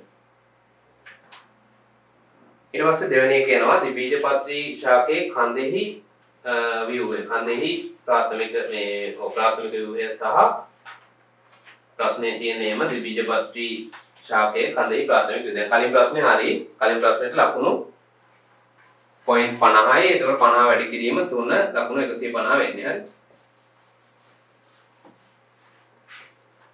හරි. ඒකෙන් පළවෙනි ප්‍රශ්නේ නිසා අර තුන්වෙනි කොටස කෙනෙකුට අමාරු වෙන්න පුළුවන් ටික කඩුම ගන්න ලකුණු 110ක් වගේවත් තියෙන්න ඕන. හරි ඊට පස්සේ මෙහෙම ප්‍රශ්න යනවා ද්විබීජපත්‍රී කන්දක ප්‍රාථමික ව්‍යුහය ඥාන වලින්ම. ඒතර ඒකේ තියෙන කරුණු ප්‍රමාණය අඩුයි. මේකේ රූප සටහන් දෙකකට ලකුණු වෙනවා. ද්විබීජපත්‍රී කන්දේ ප්‍රාථමික ව්‍යුහය සහ ඒ කියන්නේ මතක ඇති ඔයගොල්ලන්ට අර මෙහෙම අපි යන්නේ මෙහෙම ඊට පස්සේ මේකේ තිබුණා සනාල කලාපෝ.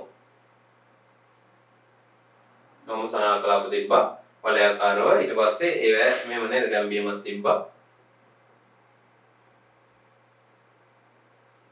ඔය රූප සටහන එන්න ඕනේ සියලුම කොටස් සහිතව.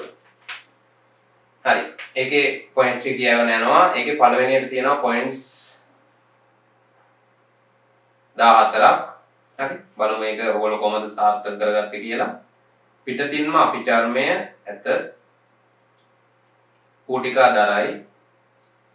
අභ්‍යන්තර කොටස් වියලීම හා ආසාදන වලින් ආරක්ෂා කරයි. අපිචර්මයට වහාම ඇතුළතින් බාහිකය ඇත.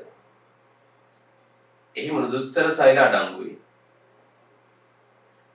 එසේම ස්ථූල කෝණාස්තර හා දෘಢස්තර මගින් සංධාරණයට දායක වේ. සංධාරණයට උපකාරී වේ.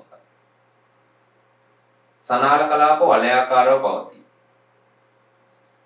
බාහිකයේ දෙසට ප්‍රාථමික ෆ්ලෝයම හා මධ්‍යාව දෙසට ප්‍රාථමික සෛලම පවතී. දෙකටම එකයි. එක පොයින්ට් එකයි එක. ඒ අතරමැද කැම්බියමක් ඇත. ඒ අතරමැද කිව්වේ සනාල මේ සෛලම හා ෆ්ලෝයම අතර කැම්බියමක් ඇත. එක පොයින්ට් එකයි. සනාල කලාපයට පිටත දුරස්තර සෛල ගොනුවක් ඇත. සනාල කලාප ඇතුළතින් මධ්‍යාව පවතී. එහි මෘදුස්තර දරයි. කක්ෂීය අංකුර මගින් පාර්ශ්වික ශාඛා ඇති කරයි. ඔන්න පොයින්ට්ස් 14. ඒකට පොයින්ට්ස් 14ට 3 ගානේ ලකුණු වෙනවා. රූප සටහන ලකුණු එතන එනවා. රූප සටහනට 8ක්. 14ක් පොයින්ට්ස් ඒකට 3 ගානේ රූප සටහනට කීයද ලකුණු 8යි. සියලුම කොටස් තියෙනවා. අපිචර්මයේ තියෙන්න ඕනේ, බාහිකයේ තියෙන්න ඕනේ, ඊට පස්සේ සනාල කලාපයක් කියලා වෙනම නම් කරලා තියෙන්න ඕනේ එකක් අරගෙන මෙහෙම. ඊළාට ඒකේ ෆ්ලෝයම සෛලම වෙනම නම් කරලා තියෙන්න ඕනේ. දුඩස්තර සෛල ගුණ නම් කරන්න ඕනේ, මධ්‍යාව නම් කරලා තියෙන්න ඕනේ. හරි. ඒ සියලු ඒවා තියෙනවා නම් රූප සටහන ඔයගලන්ට පොතේ තියෙනවා. ඒක බලා ගන්න පුළුවන්. එතකොට එක ලකුණ මේක වීඩියෝස් අපි කරලා තියෙනවා. ඒවෙන් බලා ගන්නත් පුළුවන්. හරි. ඊට පස්සේ ද්විතීක වර්ධනයේ සිදුවන ආකාරය අපි බලනවා. ද්විතීක වර්ධනය කොහොමද වෙන්නේ? පොයින්ට්ස් එක හොඳට අහගන්න. ඒකේ තියෙනවා පොයින්ට්ස් 31ක්. පාර්ශ්වික විභාජනය මගින් නව සෛල නිපදවීම. කඳ හා මුල්වල විස්කම්භය වැඩිවීම තමයි ද්විතීක වර්ධනය කියන්නේ. කාෂ්ඨීය බහුවාර්ෂික විවෘත බීජක හා ද්විබීජපත්‍රී ශාකවල සිදුවේ. සනාල කැම්බීම හා වල්ක කැම්බීම මගින් එය සිදුවේ. සනාල කැම්බියම මගින් ද්විතීක සනාල පටක ඇති කරයි. විභේදනය නො වූ තනි සෛල ස්තරයක් ලෙස පවතී. සනාල කැම්බියම ගැන ඔය කියන්නේ මජ්ජාව ප්‍රාථමික සෛලම පිටතින් හා මජ්ජාවට හා ප්‍රාථමික සෛලම වලට පිටතින් හා බාහිකයට වගේම ප්‍රාථමික ෆ්ලෝයමයට ඇතුළතින් පීඨීමේ කිව්වේ. ඒකට එකයි. මුලක නම් මුල්වල කියන්නේ මුලක නම් ප්‍රාථමික සෛලමයට පිටතින් හා පරිචක්‍රය හා ප්‍රාථමික ෆ්ලෝයමයට ඇතුළතින් පිහිටයි. එක පොයින්ට් එකයි හරි. මෙහි වූ සෛල විභාජනයෙන් කැම්බියමේ පරිධිය වැඩි වේ. මෙහි වූ සෛල විභාජනයෙන් කැම්බියමේ පරිධිය වැඩි වේ. ද්විතීක සෛලම කැම්බියමෙන් ඇතුළටද ද්විතීක ෆ්ලෝයම කැම්බියමෙන් පිටතටද එකතු වේ. හරස් කඩකදී මෞලික වලයක් සේ දිස්වේ. සමහර මෞලික දිගටි හැඩතිය. කඳේ මුලේ අක්ෂයට ඒවා සමාන්තරයි. ඒවා මගින් ශෛලම හා ෆ්ලෝයම පටකවල වූ සෛල ඇති කරයි. ඒවැදි සමහර ළමයෙක් නම් කරලා තියෙන්න පුළුවන් සෛලම වාහිනී වාහකාභ සෛලමේ මෘදුස්තරේම කියලා සෛල වර්ග 8ක් තියෙනවා. ඒකට නම් කරලා තියෙන්න පුළුවන්. ඒ පොයින්ට් එක හම්බ වෙනවා. එක පොයින්ට් එකයි හැබැයි හම්බ වෙන්නේ. හරි. සෛලෙන් සෛලයට නම් කරලා එහෙම පොයින්ට් හම්බ වෙන්නේ. අනෙක්වා කෙටිය. කඳේ මුලේ අක්ෂයට ලම්බකය. ඒවා මගින් සනාල කිරණ සාදයි. සනාල කිරණ මගින් ද්විතීක සෛලම හා ද්විතීක ෆ්ලෝයම යා කරයි. සම්බන්ධ කරයි. දෙකෙන් කෝපාරයි. එසේම කාබෝහයිඩ්‍රේට් සංජිත කිරීම හා තුවාල සුවවීමට දායක වේ. ඒ දෙකටම එක පොයින්ට් එක. ද්විතීක වර්ධනය අඛණ්ඩව සිදුවීමේදී ද්විතීක සෛලම ස්තර වශයෙන් තැන්පත් වේ. පොයින්ට් එක කියන්නේ ද්විතීක සෛලම ස්තර වශයෙන් තැන්පත් වේ කියන එකට. ඒක තියෙන්න ඕනේ. ඒවා වර්ධක වල නම් වේ.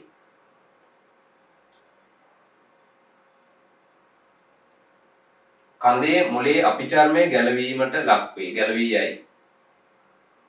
වල්ක කැම්බියම් මගින් එය ප්‍රතිස්ථාපනය කරයි. වල්ක කැම්බියම ඇති වී එයින් පිටතට වල්කය ඇති කරයි. වල්ක කැම්බියම හා වල්කය පරිචර්මය නම් වේ. වල්ක සෛල පරිණතවත්ම සුබෙරීන් තැන්පත් වේ. නැත්නම් සුබෙරීන් වලින් ඝන වේ. කොහොම කිව්වත් හරි. එමගින් ජලහානිය හා ව්‍යාධි ජනකයන්ගෙන් ආරක්ෂාව ලබා දී. ලිහිල්ව සැකසුණු වල්ක සෛල තිරස් පැලුම්සේ දිස්වේ. ඒවා වායු වමාරුවට දායක වේ. වල්ක කැම්බියමද ටික කලක් යත්ම බිඳී ගොස් නව කැම්බියමක් ඇති වේ. පැරණි ද්විතීක සෛලම මැද්දේ අරටුව ලෙස තැන්පත් වේ. තවදුරටත් සෛලම විෂ පරිවහනය කරන ද්විතීක සෛලම එළය නම් වේ. ද්විතීක සෛලමයට පිටතින් පොත්ත පවතී. එතනින් ඉවරයි ද්විතීක වර්ධනය කොහොමද වෙන්නේ කියන එක. එනවා මේකේ රූප සටහනට ලකුණු වෙනවා 7ක්. මේකේ රූප සටහනට එනවා ලකුණු 7ක්. ඒකෙදි තමයි මම අඳින්නේ ද්විතීක සෛලම, ප්‍රාථමික සෛලම, ද්විතීක ෆ්ලෝයම්, ප්‍රාථමික ෆ්ලෝයම, ඊට පස්සේ වල්කය, සනාල කැම්බියම, ඊළඟට මේ වල්කයේ තියෙන වාසිදුරු වගේ පෙන්වනවා නම් හොඳයි. වාසිදුරු නැතත් කමක් නැහැ. අනෙකුත් ඒ කොටස් ටික අන්තර්ගත වෙලා අචුපතේ රූප සටහන තියෙනවා, නම් කරපු රූප සටහන. ඒක බලන්න ඒකේ සම්පූර්ණ කොටස් තියෙනවා ලකුණු 7යි. භාග වලට සාමාන්‍යයෙන් විභාගයෙන් ලකුණු දෙනවා. නමුත් මම කියන්නේ ඔයගොල්ලන්ට එහෙම ගන්න එපා. සම්පූර්ණ කරගන්න නැත්නම් ලකුණු දෙන්න එපා රූපෙට. මොකද අපි පුරුදු වෙන ලියන එකනේ. ඒතොර ඒ නිසා ඒක හොඳයි ලකුණු නොදා ලියන එක. එතකොට ඔයගොල්ලන්ට අයිඩියා එකක් තියෙනවා මේක හරියට කොහොමද කරගන්න ඕනේ කියලා. හරි භාග ලකුණු ඒගොල්ලෝ දාලා දෙයි විභාගෙදී. ඒක බලන්න එපා. ඒ අනුව මෙතන 14ට 3 ගානේ පොයින්ට් 14 ලකුණු 3 ගාන එනවා. ඊළඟ අතන පොයින්ට් අපිට 31ක් ආව. ඔයගොල්ලෝ හොඳට ආගෙන හිටියනම් බලන්න ආපහු ගණන් කරලා ඒකට 3ක් ගාන එනවා. එතකොට මෙතනින් ලකුණු 42.93යි කියලා 135ක් එනවා මුළු ලකුණු. හරි. මුළු ලකුණු එනවා 135යි. රූප සටහන් වලට ලකුණු එනවා ඔක්කොම 8යි 7යි. ඒ කියන්නේ 15යි.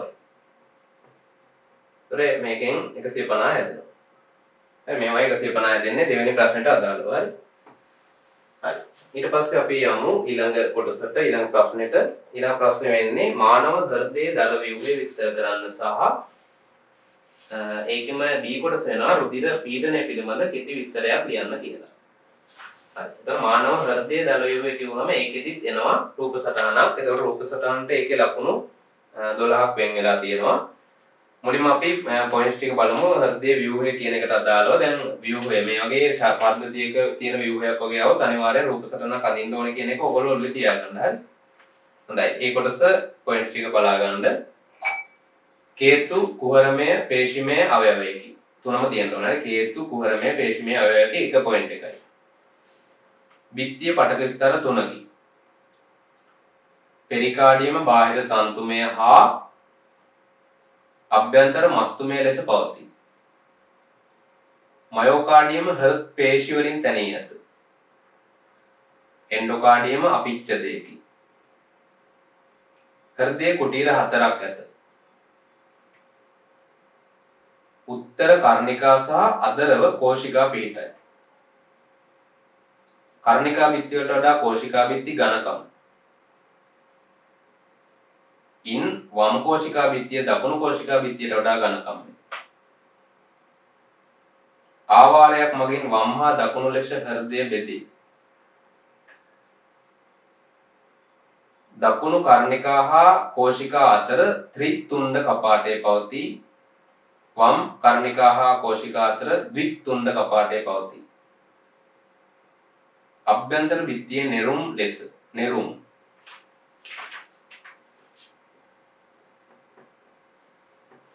ලෙස පිටිකා පේශි ඇත.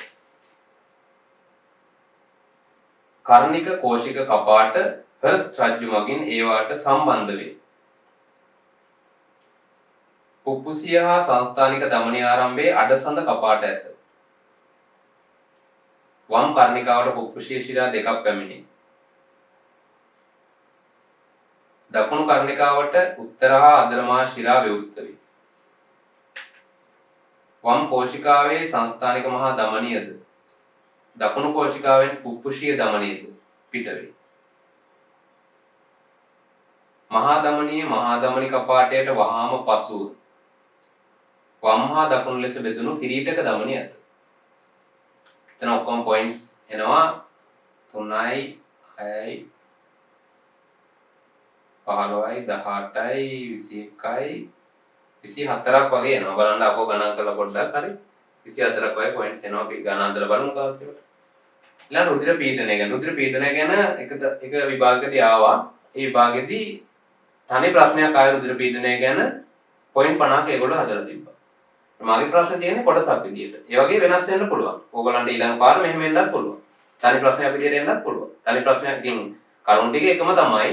තනි ප්‍රශ්නයක් විදියට ආවම මොකද වෙන්නේ? අර එකට තියෙන ඒවා අපව කඩනවා කැලි වලට. හරි. එතකොට ඒ වෑංකින් සාධාරණ වෙනවා අසාධාරණත් වෙනවා. ඉතින් අර හොඳට දැන් රුධිර පීඩනය දැන් හෘද ව්‍යුහයත් එක්ක රුධිර පීඩනය ආපුවම එතකොට කොටස් දෙකෙන්ම ළමින්ට එනවනේ. නමුත් රුධිර පීඩනය ගැන අඩු දැනුමක් තියලා මේ කර ප්‍රශ්නේ ලියන්න ගියාම සෑහෙන පොයින්ට් ප්‍රමාණයක් හැදෙනවා රුධිර පීඩනය විතරක් නම් තියෙන්නේ. බලාගන්න මේ පොයින්ට්ස් ටික. රුධිර වාහිනිය තුල රුධිරය ගමන් කිරීමේදී රුධිරය මගින් කියන එකට එක පොයින්ට් එකයි. එම බිත්ති මත ඇති කරන බලය පොයින්ට් 2යි. දැන් පොයින්ට් එක කියාගෙන යනවා කලින් වගේ අහගන්න උන්ට. ආකුංච පීඩනය රසදිය මිලිමීටර 120 වේ.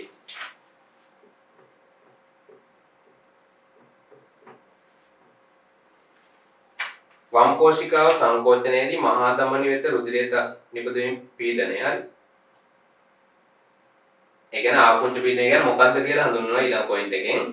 වම් කෝෂිකාව සංකෝචනයේ වී මහා ධමනිය වෙත රුධිරය තල්ලු කිරීමේදී නිපදවෙන පීඩනය තමයි මේක.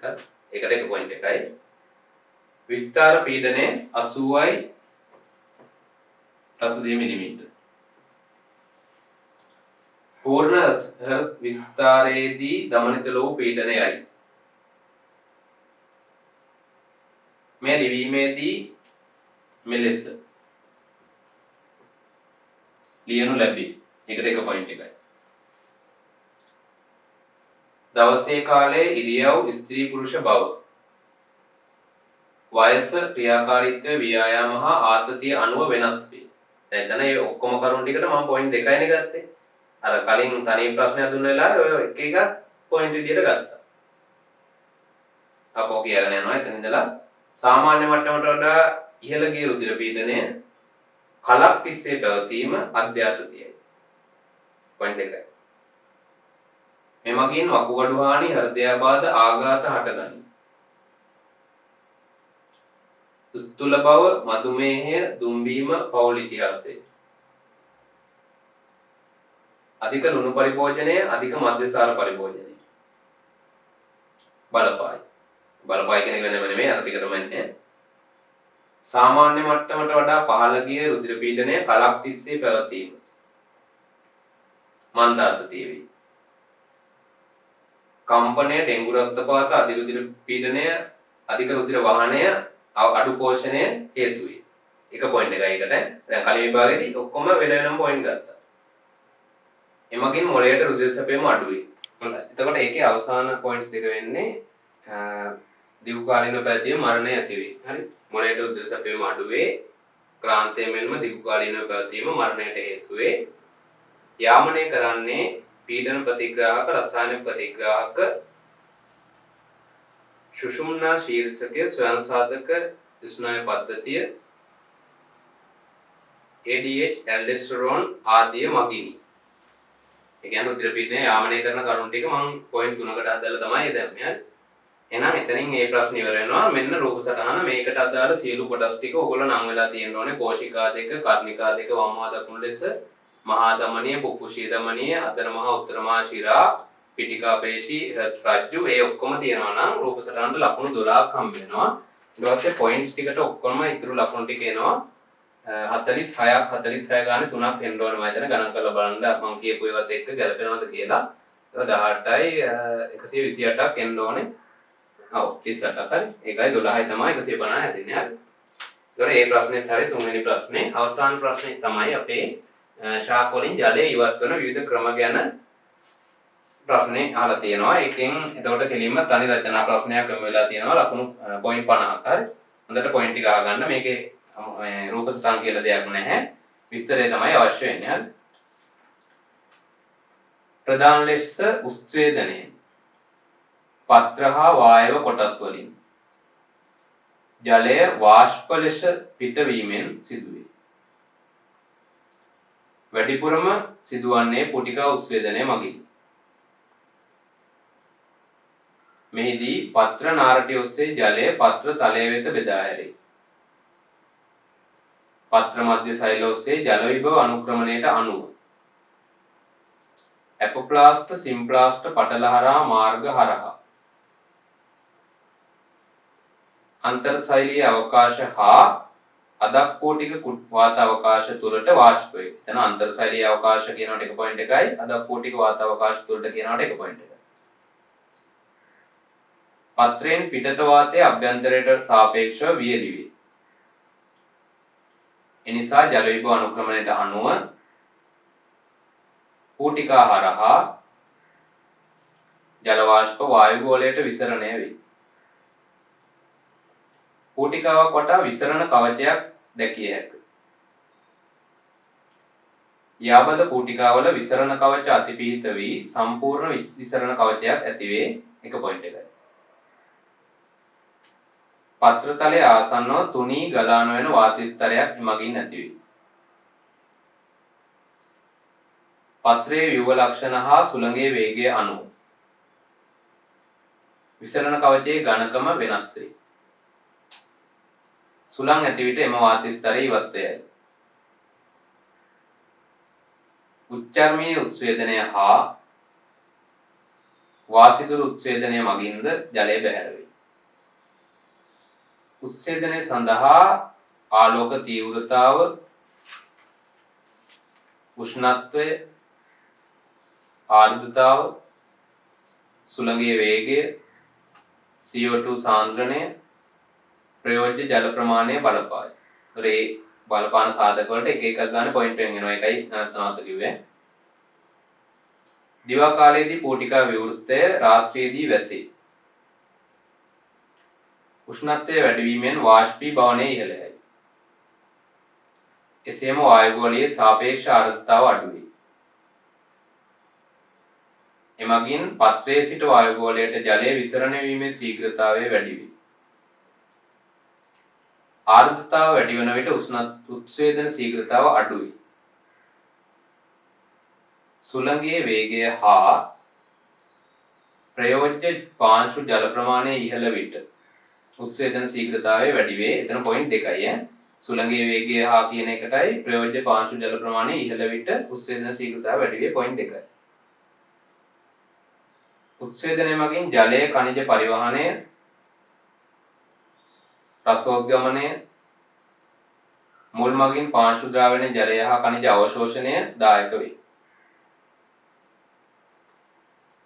බින්දු දෙයද ජලය බැහැරවන වෙනත් ආකාරයකි. එහිදී රාත්‍රී කාලයේදී සාපේක්ෂ ආර්ද්‍රතාවය වැඩි විට හා ඉහළ මූල පීඩනයක් සහිත විට සමහර ශාකවල සමහර කියන එක තියෙන්න ඕනේ. හරි. පත්‍ර ධාරයෙන් හෝ තුඩු වලින් පත්‍ර තුඩු ද්‍රව ජලය බිඳු ලෙස ඉවත් වේ. උත්සේදනයට ඊට වඩා ජල ප්‍රමාණයක් පත්‍ර වෙතට ඇතුල් වේ.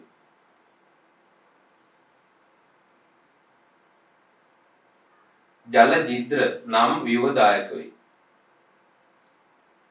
මුල් මගින් ජලයේ අඛණ්ඩව අවශෝෂණයත් සනාල සිලින්ඩර තුල ඛනිජයන සාන්ද්‍රණය ඉහළ යාමත් නිසා අධික මූල පීඩනයක් ඇතිවීම මෙයට හේතුවයි. මේක සිදු වෙන්න බලපාන්නේ ඒක කියන එක. උදාහරණ ඇලොකේසියා, කොලොකේසියා. මේ දෙක නම් කරන්නයි තියෙන උදාහරණ විදිහට අවසානයේ. ඇලොකේසියා එහෙම නැත්නම් කොලොකේසියා. මේ දෙකෙන් කොයි එකක් තිබ්බත් ඇති. මේවා යටින් ඉරි අන්ඩර්ලයින් කරලා තියෙන්න ඕනේ විද්‍යාත්මක නාම නිසා. හරි. එනවා ඒකේ පොයින්ට්ස් 50ක් ඇති ගණන් කරලා බලන්න ශාකයෙන් ජලයේ බැහැරවීමේ විවිධ ක්‍රම. හරි එහෙනම් ඔය අනුව view එකත් එක full complete ඊට පස්සේ essay එකත් full complete ඒකේ ලකුණු ගන්න එතකොට මේ 150 ගානේ ලකුණු 600ක් විදියට ප්‍රතිඵල වෙනවා දෙවෙනි පේපර් එකේ essay part එකට. ඒතර එකෙන් කීයද කියලා ඔයගොල්ලෝ බලන්න අඩුම ගානේ 600න් 450 500 මට්ටමකටවත් ඔයගොල්ලෝ එන්න ඕනේ. හරි. එතෙන්ට ටාගට් එක තියාගන්න. ඒතර දැන් පේපර් ක්ලාස් එකෙන් අපි පේපර්ස් 10ක් කරනවා. මේක පළවෙනි එක. හරි. ඒතර මේ පේපර් එකේ කොයි මට්ටමක ඔයගොල්ලෝ හිටියත් දැන් ටාගට් එකක් හදාගන්න මේ පේපර් එකේ වෙච්ච අඩුපාඩු ඔක්කොම අපව කරලා. මේ පේපර් එක 3 වතාවක් 4 වතාවක් කරත් කමක් නැහැ. ඊට පස්සේ වීඩියෝ එක කී වතාවක් ඔයගොල්ලෝ බැලුවත් ප්‍රශ්නයක් වෙන්නේ නැහැ. වැඩි වීමක් කියලා වෙන්නේ නැහැ. හරි. අර එහෙම බලලා කොහොම හරි මේක හදාගෙන මාකින් පොයින්ට්ස් ටික හරියට ගලපගෙන ඉදිරි පේපර්ස් වලින් තව හොඳට ස්කෝර් කරන්න ටාගට් එක තියාගෙන අපි පේපර් ක්ලාස් එකේ ඉදිරියටම යමු එන්න. හරි. හොඳයි එහෙනම් දෙවෙනි මොඩල් පේපර් එකෙන් හම්බ වෙනකන් සියලු දෙනාටම ආයිබෝවන්.